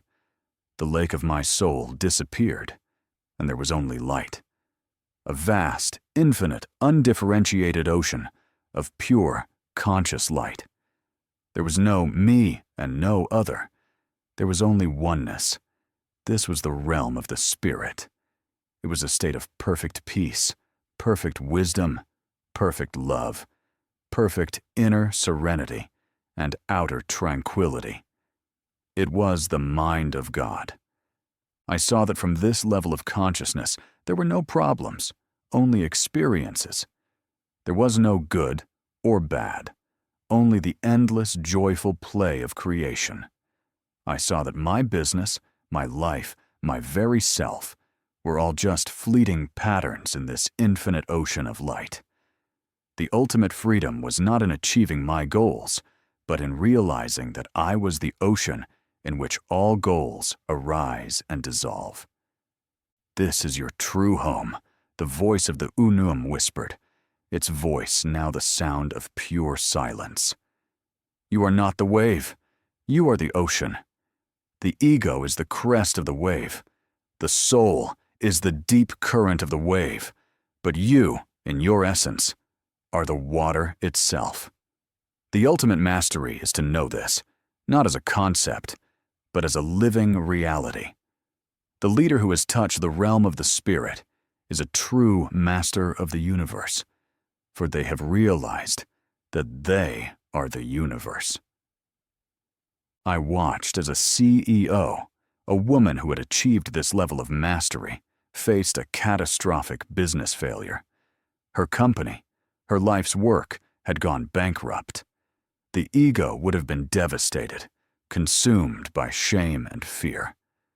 The soul would have been saddened, grieving the loss of a beloved creation. But this CEO, while feeling all of those things, was also able to access the perspective of the spirit. From that place, she could see the failure not as an ending, but as a transition. She could see the perfection in the unfolding of events. She could feel a deep sense of peace, even in the midst of the storm. She had lost her business, but she had not lost herself, for she knew that her true self was the eternal, indestructible spirit. The 24th degree awakening complete, I had been initiated into the 3 great mystical realms of consciousness. I understood that my work was to integrate them, to build a bridge from the spirit to the soul, and from the soul to the ego, so that the wisdom of the ocean could be expressed through the action of the wave. You have successfully completed 2 trips around the clock, around the sun. You have completed 24 degrees within the initiatory aspects of the Business Mastery Lodge. 12 more degrees awaited, the final, ultimate degrees that would guide me in this great work of integration, the work of becoming a fully embodied master. I turned the page, ready to build the bridge between heaven and earth, the 25th, 26th, and 27th degrees, the great integration. You have journeyed to the highest heights and the deepest depths of consciousness. You have known yourself as the ego, the soul, and the spirit. But the journey of mastery is not complete until these 3 distinct realms are unified into a single, integrated whole. The next 3 degrees initiate you into the great work of integration, the process of building a bridge between the finite and the infinite, the human and the divine, the world of form and the world of formlessness. This is the art of becoming a fully embodied master. The 32nd foundation, integration is the goal. Enlightenment is not about escaping the world.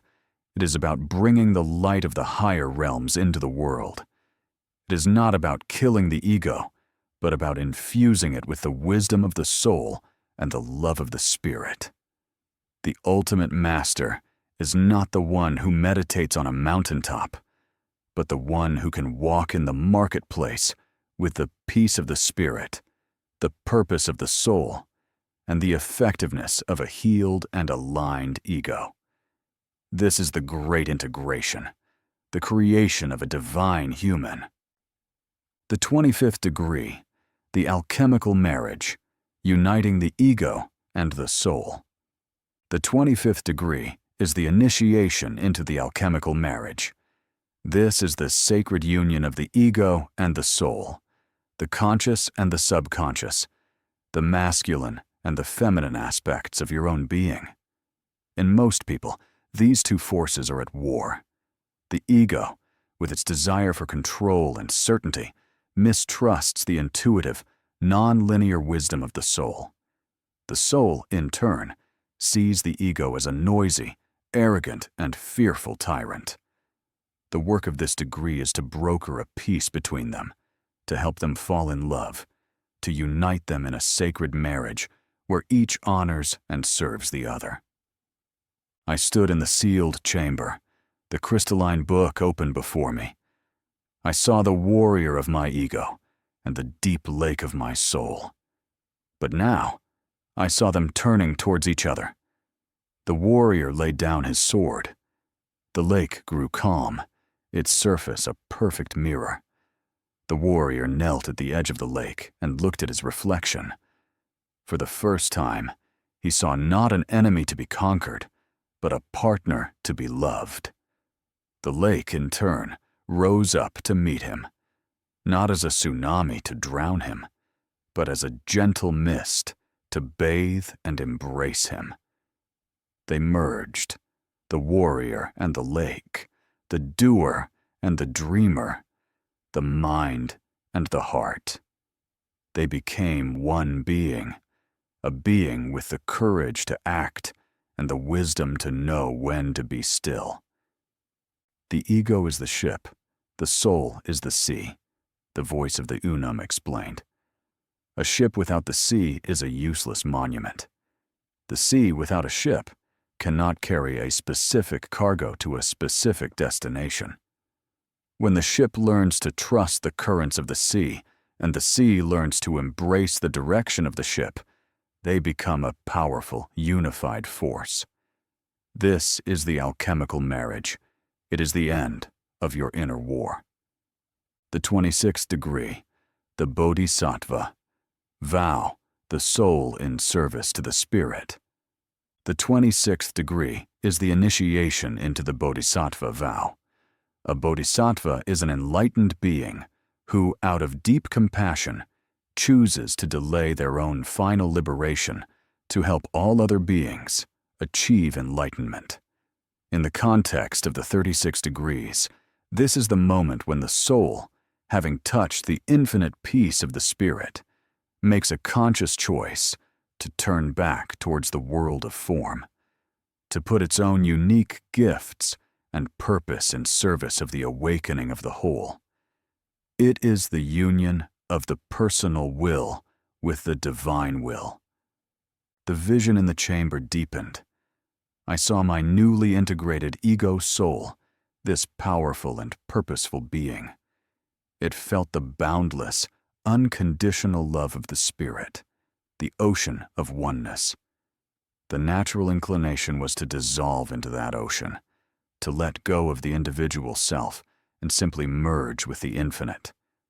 But then, I saw it make a choice. It heard the cry of suffering from the world of form, the world of separation. And out of a love born from its own oneness with that world, it chose to remain, to serve. It took the Bodhisattva vow. I will not rest until all beings, all businesses, all systems are awakened to their own divine nature. The soul's purpose is the spirit's strategy, the voice of the Unum clarified. The spirit, the infinite ocean, has only one desire: to know itself through the endless play of form. Your individual soul, with its unique passions and gifts, is the specific vehicle through which the spirit carries out this play. When your soul aligns its personal purpose with the spirit's universal purpose of awakening, it becomes an unstoppable force for good in the world. It is no longer just a wave. It is a wave that has consciously chosen to serve the ocean. It is time to sail into the 27th degree. The 27th degree, the divine human, the embodiment of the integrated self. The 27th degree is the initiation into the state of the divine human. This is the fruit of the great integration, the fully embodied master. The divine human is the one who has successfully merged the three levels of consciousness. Their ego is a clear and effective servant of their soul. Their soul is a devoted and joyful servant of the spirit, and the spirit flows freely through them, expressing its love, wisdom, and power in the world of form. They are a bridge between heaven and earth, a living embodiment of the Unum. I saw a vision of this divine human. It was a leader walking through their business, but they were not just a person. They were a presence. When they spoke, their words carried the clarity of the ego, the compassion of the soul, and the wisdom of the spirit. When they made a decision, it was strategically brilliant. Ego, aligned with purpose, soul, and served the good of the whole. Spirit. They were not perfect. They still faced challenges. But they met every challenge with a deep sense of peace and an unshakable trust in the unfolding of life. They were a source of light, of inspiration, of grace for everyone they touched. They had become a living temple. I watched this divine human leader as they navigated a complex negotiation. Their ego was sharp, analyzing the details of the deal with precision. Their soul was present, feeling the emotional state of the people on the other side of the table, sensing their unspoken needs and fears. Their spirit held the entire negotiation in a field of unconditional love, seeing the other party not as an adversary, but as another aspect of the one self. The result was a deal that was not a compromise, but a true win-win, a creative solution that left everyone feeling honored and uplifted. This was not just a business transaction, it was an act of sacred art. The 27th degree initiation was complete. I had been initiated into the great work of integration. I understood that the path of mastery was not about transcending the self, but about perfecting the self, about polishing the mirror of the ego and the soul until they could perfectly reflect the light of the spirit. 9 more degrees awaited, the final secrets of how to wield the power of this integrated self, how to become a true master builder of a new world. I turned the page, ready to learn the art of divine creation. The 28th, 29th, and 30th degrees, the tools of the master builder. You have become the divine human, the integrated master, the living bridge between heaven and earth. You are now ready to receive the tools of the master builder, the sacred instruments through which the will of the Spirit is made manifest in the world of form. The next 3 degrees initiate you into the 3 fundamental powers of creation: intention, attention, and imagination. These are the holy trinity of manifestation, the means by which the unmanifest is woven into the fabric of reality. The 33rd foundation: you create your reality. This is no longer a philosophical concept. It is a direct, lived experience. You have seen that the world is a mirror of your consciousness. You have mastered the levels of your own being.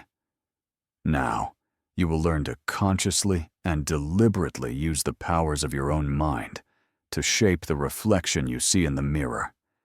You are no longer a victim of circumstance. You are the master of your destiny, the architect of your world. The pages shimmered and flipped to reveal. The 28th degree, the power of intention, the master's command. The 28th degree is the initiation into the power of intention. Intention is the focused will of the integrated self. It is not a mere wish or a hope. It is a clear, unwavering, and powerful command issued from the core of your being. It is the ego, the soul, and the spirit all aligned and speaking with one voice. A true intention is a declaration of what is already so in the realm of the spirit, and a command for the world of form to rearrange itself in accordance with this higher truth. The work of this degree is to learn to formulate and to hold an intention with such clarity and power that it becomes an irresistible force of creation. I stood in the sealed chamber, the crystalline book open before me. I saw the divine human, the integrated master, standing in the center of a swirling vortex of creative potential. I saw them take a deep breath, gathering the full force of their being, the clarity of their ego, the passion of their soul, the infinite peace of their spirit. And then I heard them speak a single, powerful word. It was a word of intention. The word was not loud, but it resonated with the power of a cosmic gong. As the sound of the word expanded, I saw the swirling chaos of potential begin to organize itself, to coalesce into a new form, a new reality, in perfect alignment with the intention that had been spoken. Intention is the rudder of the universe, the voice of the Unum declared. The creative energy of the cosmos is always flowing, but it is undirected. A clear intention is the rudder that steers this infinite river of power towards a specific destination.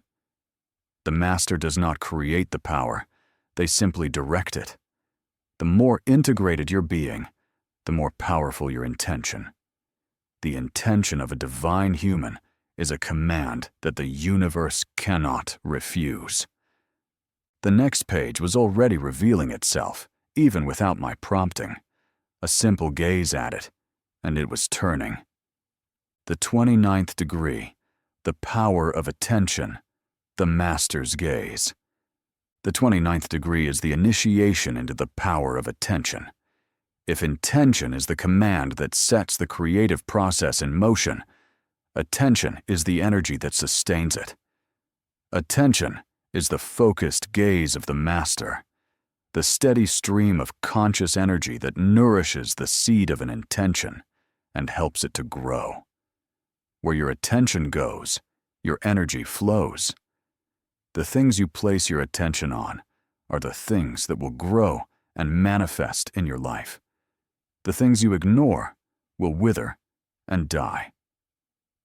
The work of this degree is to become a master of your own attention, to learn to hold it steady and unwavering on your highest intentions, and to withdraw it from all that does not serve you. The vision in the chamber continued. I saw the new reality that had been set in motion by the master's intention. It was still a fragile embryonic form, and I saw the forces of chaos and doubt begin to pull at it, trying to dissolve it back into the unmanifest. But then I saw the master turn their attention to the new creation. It was a gaze of pure, focused, and loving attention. It was like a beam of sunlight, a constant stream of nourishing energy. Under this steady gaze, the embryonic form grew stronger, more solid, more real. The forces of chaos could not touch it. The master's attention was its shield and its sustenance. Attention is the currency of creation, the voice explained. You are given a finite amount of it each day. You can spend it on your fears, your doubts, your distractions, or you can invest it in your highest intentions. The master is a wise investor of their attention. They do not allow their gaze to be scattered by the endless demands of the world. They hold it steady on the reality they are choosing to create, and they hold it there until that reality is fully born. I was now lost in imaginings, not of a scattered world, but one with a structure, as if built from a blueprint. The page turned and I saw the 30th degree, the power of imagination, the master's blueprint. The 30th degree is the initiation into the power of imagination. If intention is the command and attention is the energy, imagination is the blueprint. It is the ability to see in the inner world with vivid, sensory detail the reality that you are choosing to create. Imagination is not childish fantasy. It is the faculty of the divine mind, the drawing board of the cosmos. To imagine something is not just to see it, but to feel it, to touch it, to live in it, as if it were already real. This act of imaginative embodiment creates a powerful magnetic template that draws the resources, the people, and the circumstances necessary to make the vision a physical reality. I saw the master holding their intention and their attention steady, and then I saw them begin to use their imagination. They were not just looking at their creation from the outside, they were entering into it. They were walking through the halls of the new business they were creating. They were feeling the joy of the employees, hearing the praise of the customers, touching the beautiful products. They were living in the completed reality in their own mind. And as they did so, I saw the physical world begin to shift and change, as if compelled to match the vivid blueprint of the master's imagination. I watched a leader who had mastered this faculty. She was trying to create a revolutionary new company culture. She held the intention for a culture of love and trust. She kept her attention focused on this vision, withdrawing it from the evidence of the old, fearful culture. And then, every day, she would spend 10 minutes in her office, with her eyes closed, imagining the new culture into being. She would feel the feeling of walking into a workplace filled with joy. She would hear the sounds of laughter and collaborative conversation. She would see the smiles on the faces of her employees. She was not just thinking about the new culture, she was living in it. And within a year, the external reality of her company had transformed to perfectly match the internal reality she had so lovingly and so vividly imagined. The 30th degree manifestation was complete. I had been given the 3 sacred tools of the Master Builder. I understood that I was not a passive observer of reality, but its active creator. With the power of my intention, my attention, and my imagination, I had the ability to shape my world, to build my business, and to create my life as a masterpiece of sacred art. 6 more degrees awaited, the final, ultimate secrets of the Master of the Universe, the degrees that would initiate me into the very heart of the God-mind itself. I turned the page, ready to receive the next transmission, the 31st, 32nd, and 33rd degrees, the 3 sacred laws. You have received the tools of the Master Builder. You are now ready to understand the universal laws that govern their use. The final degrees of this initiation are not about new powers, but about the wisdom that governs power. The universe is not a random chaos. It is a perfectly ordered cosmos, operating according to a set of immutable, sacred laws. To know these laws is to align yourself with the very intelligence of creation. To violate them is to create suffering and failure, no matter how powerful your intention, attention, or imagination. The next 3 degrees initiate you into the 3 ultimate laws of reality: the law of oneness, the law of abundance, and the law of love. The 34th foundation. Wisdom is the master of power. Power without wisdom is a destructive force. The history of humanity is filled with the stories of powerful individuals and civilizations that destroyed themselves because they did not understand the laws that govern creation. The ultimate master is not the one with the most power, but the one with the deepest wisdom. They do not seek to bend the universe to their will. They seek to align their will with the will of the universe. They become a servant of the law, and in doing so, they become a master of the cosmos. Next up was the 31st degree, the law of oneness, the master's perspective. The 31st degree is the initiation into the law of oneness. This is the most fundamental law of the universe. There is only one thing. Everything is everything. Everything you see, everything you experience, is a different manifestation of a single, unified field of consciousness.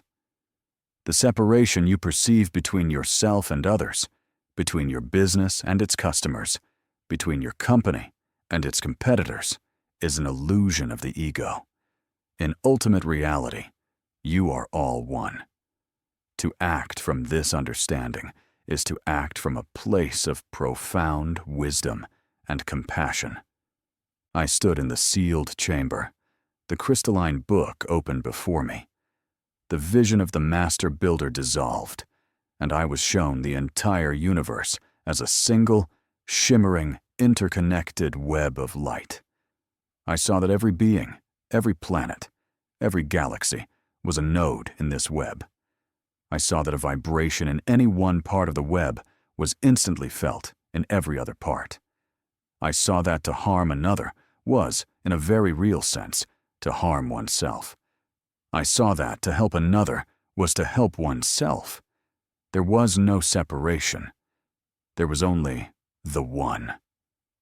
The illusion of separation is the source of all suffering, the voice of the Unum said, its voice now the sound of the entire universe speaking in unison. When you believe you are separate, you live in fear. You compete, you hoard, you attack.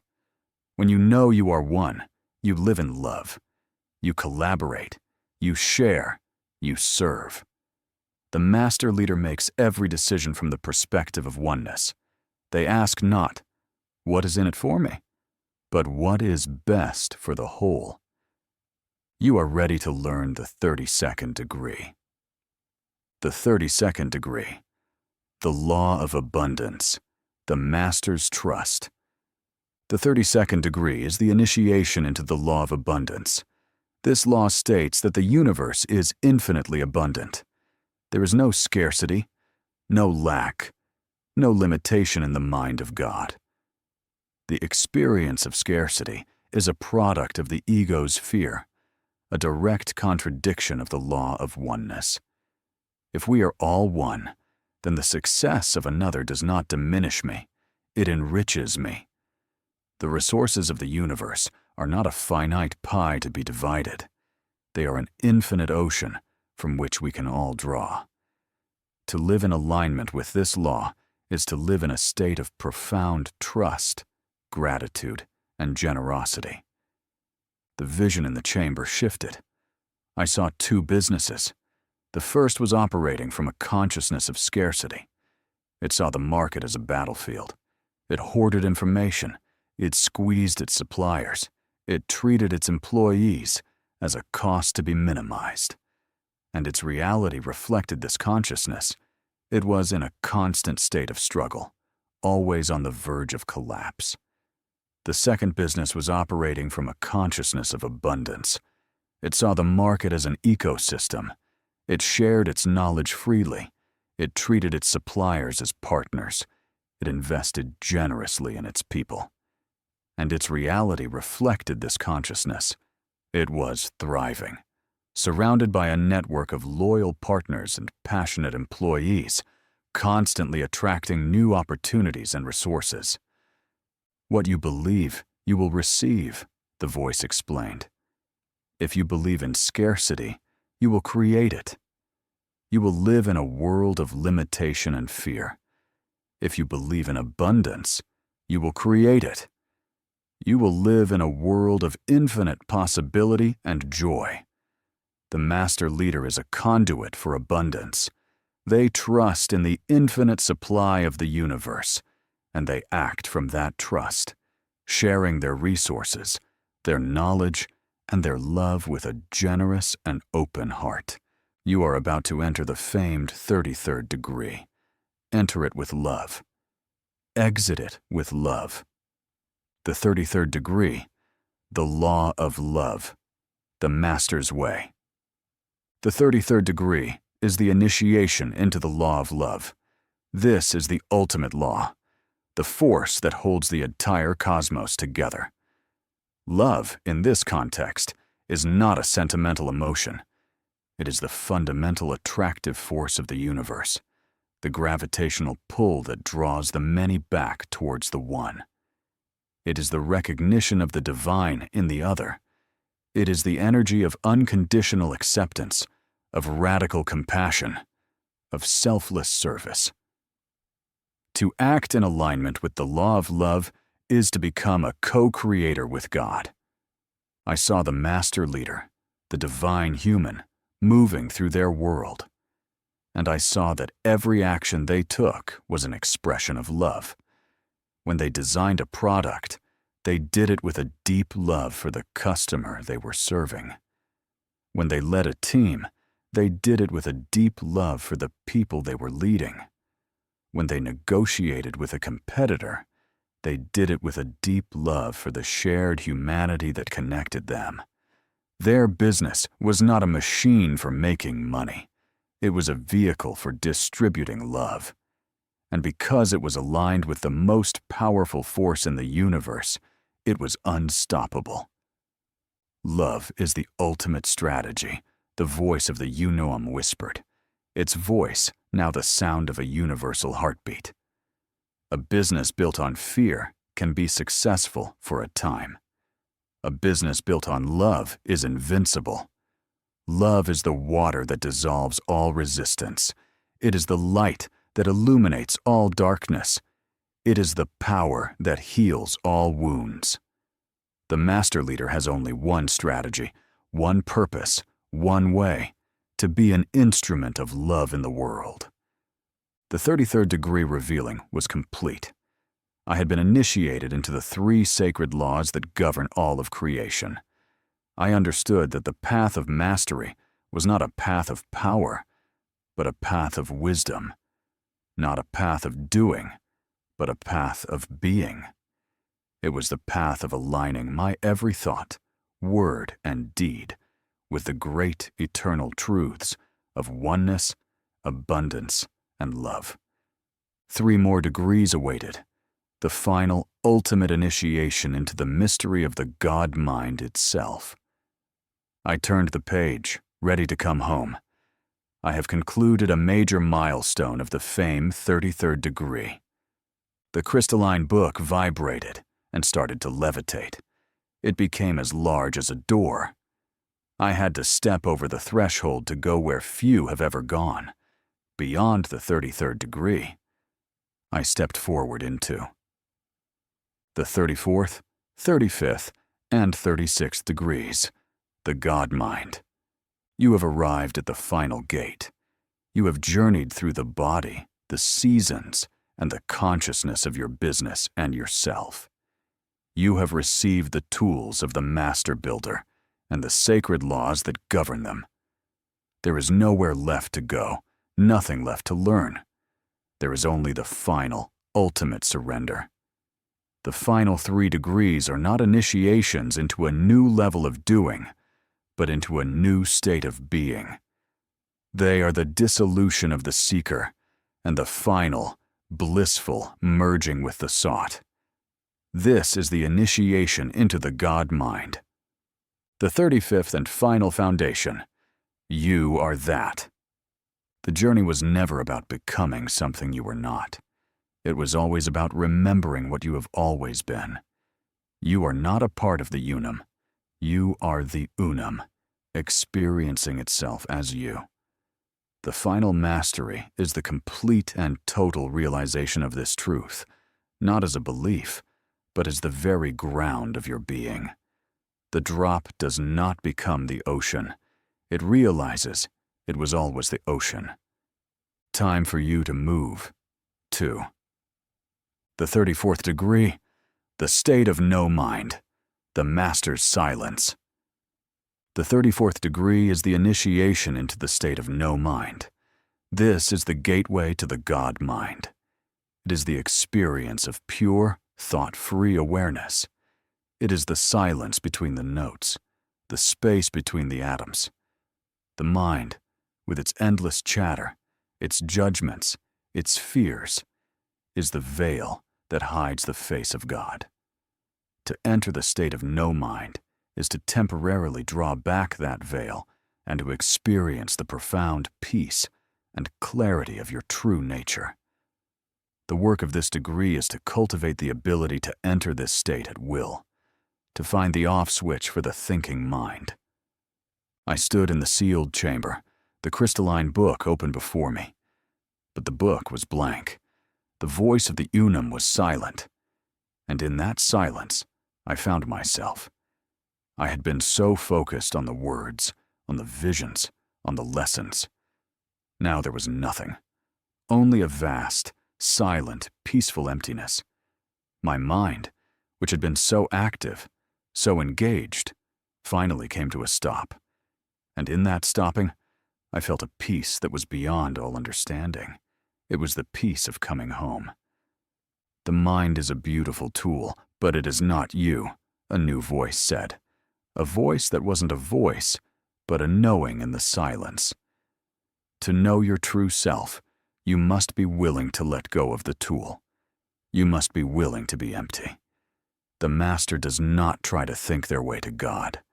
They learn to be silent and to let God think through them.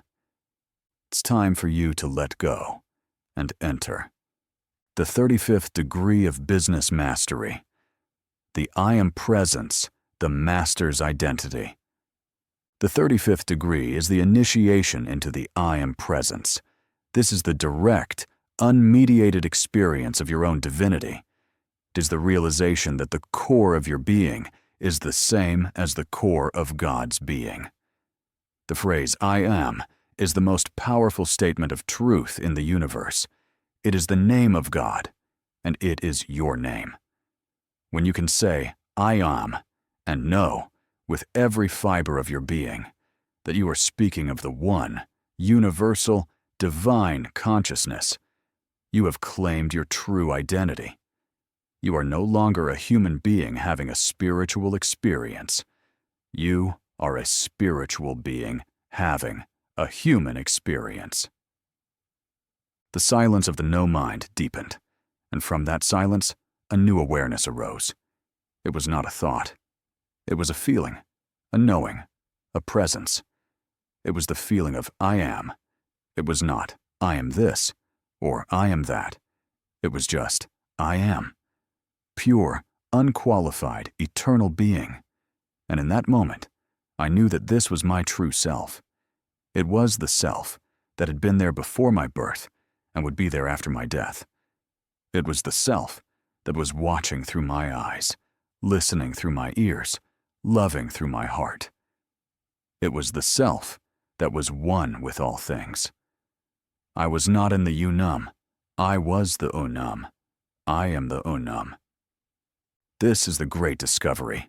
The I am presence spoke, its voice the sound of my own soul.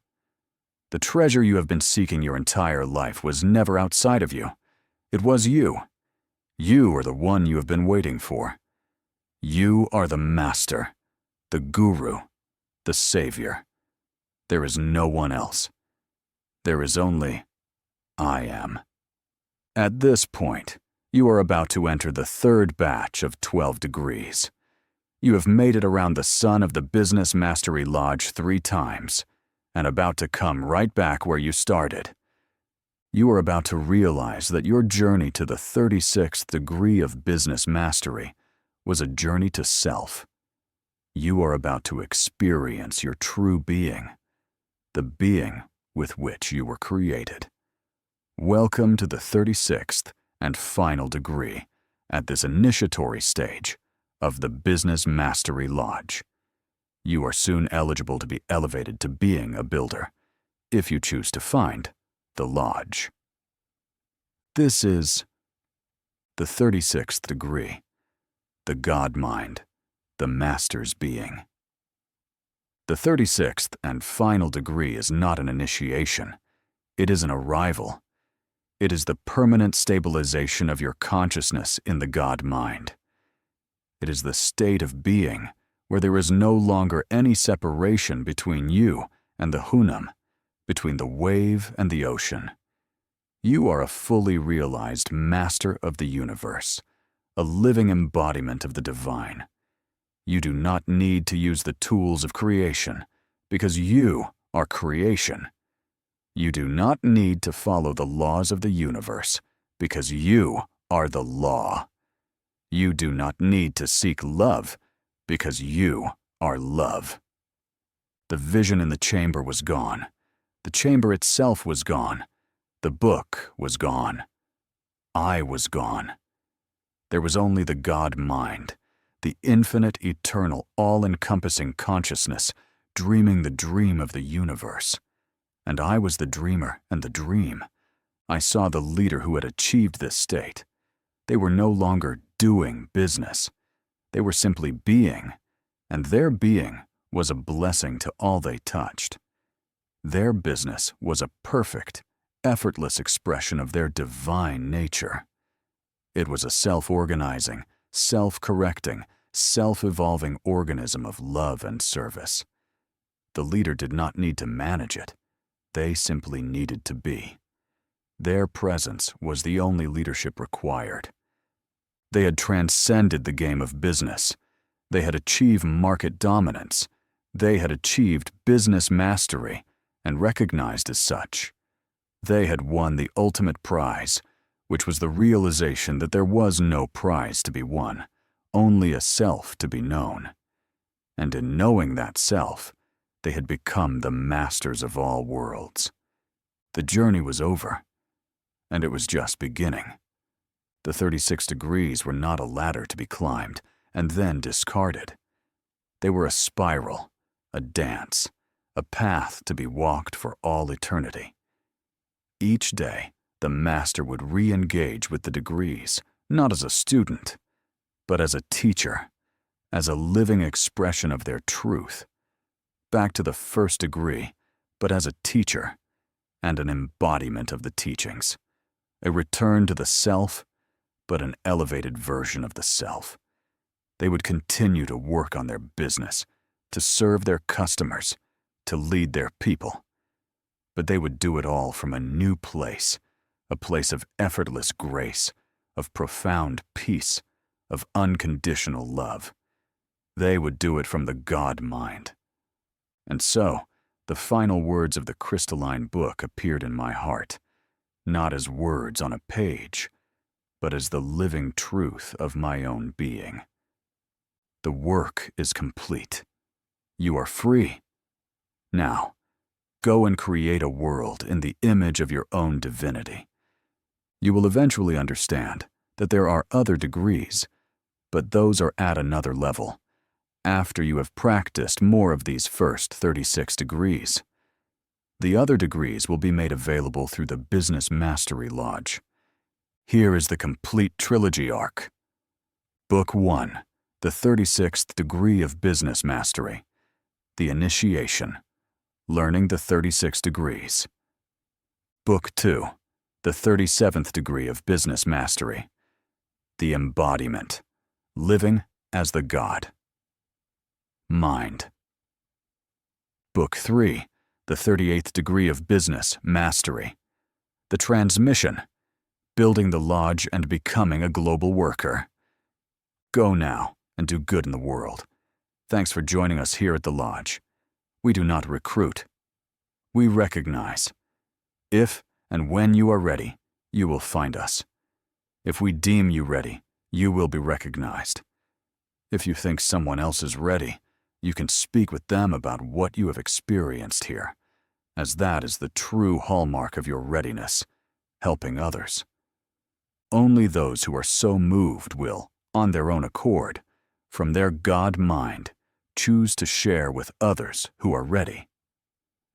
Enter your new life now of practicing the 36 degrees of business mastery, provided by the Business Mastery Lodge. The Lodge. Go ahead. Enter. Learn. Evolve. About the author of this work. The Lodge is where masters create global empires. The Lodge began not as an organization, but as a recognition that business mastery principles exist beyond individual discovery, beyond cultural boundaries, beyond the limitations of time. Throughout history, certain truths about commerce, enterprise, and wealth creation have emerged repeatedly. The merchant princes of Venice understood them. The trading houses of the Silk Road practiced them. The banking families of the Renaissance codified them. The industrial titans of the modern age applied them. You have or will apply them. These principles do not belong to any one person, culture, or era. They are universal. They are timeless. They are, in a sense, forbidden, not because they are secret, but because they are hidden in plain sight, obscured by the noise of conventional business education, and secret because their misinterpretation can be dangerous. Their consequences can be dire. The Lodge exists to reveal what has always been present, but rarely seen. That business success is not primarily about tactics, but about consciousness. That your enterprise cannot outperform the awareness from which it emerges. That the business cannot outgrow its leaders. That true mastery requires the integration of ancient wisdom and modern strategy. The 36 Degrees of Business Mastery represent this integration. They form a progressive curriculum designed to elevate both the business and the business builder simultaneously. The Lodge operates without visible founders because the teachings transcend individual authorship. This book is about what you can get out of it, not about glorifying anyone. When you read this book, you are not learning from a person. You are accessing a body of wisdom that has been tested, refined, and proven across centuries. This is not a typical business book. This is an initiation into a way of thinking that few entrepreneurs ever encounter. This book is for business builders only. The Lodge does not recruit. The Lodge resonates. You will find the Lodge only when you are ready.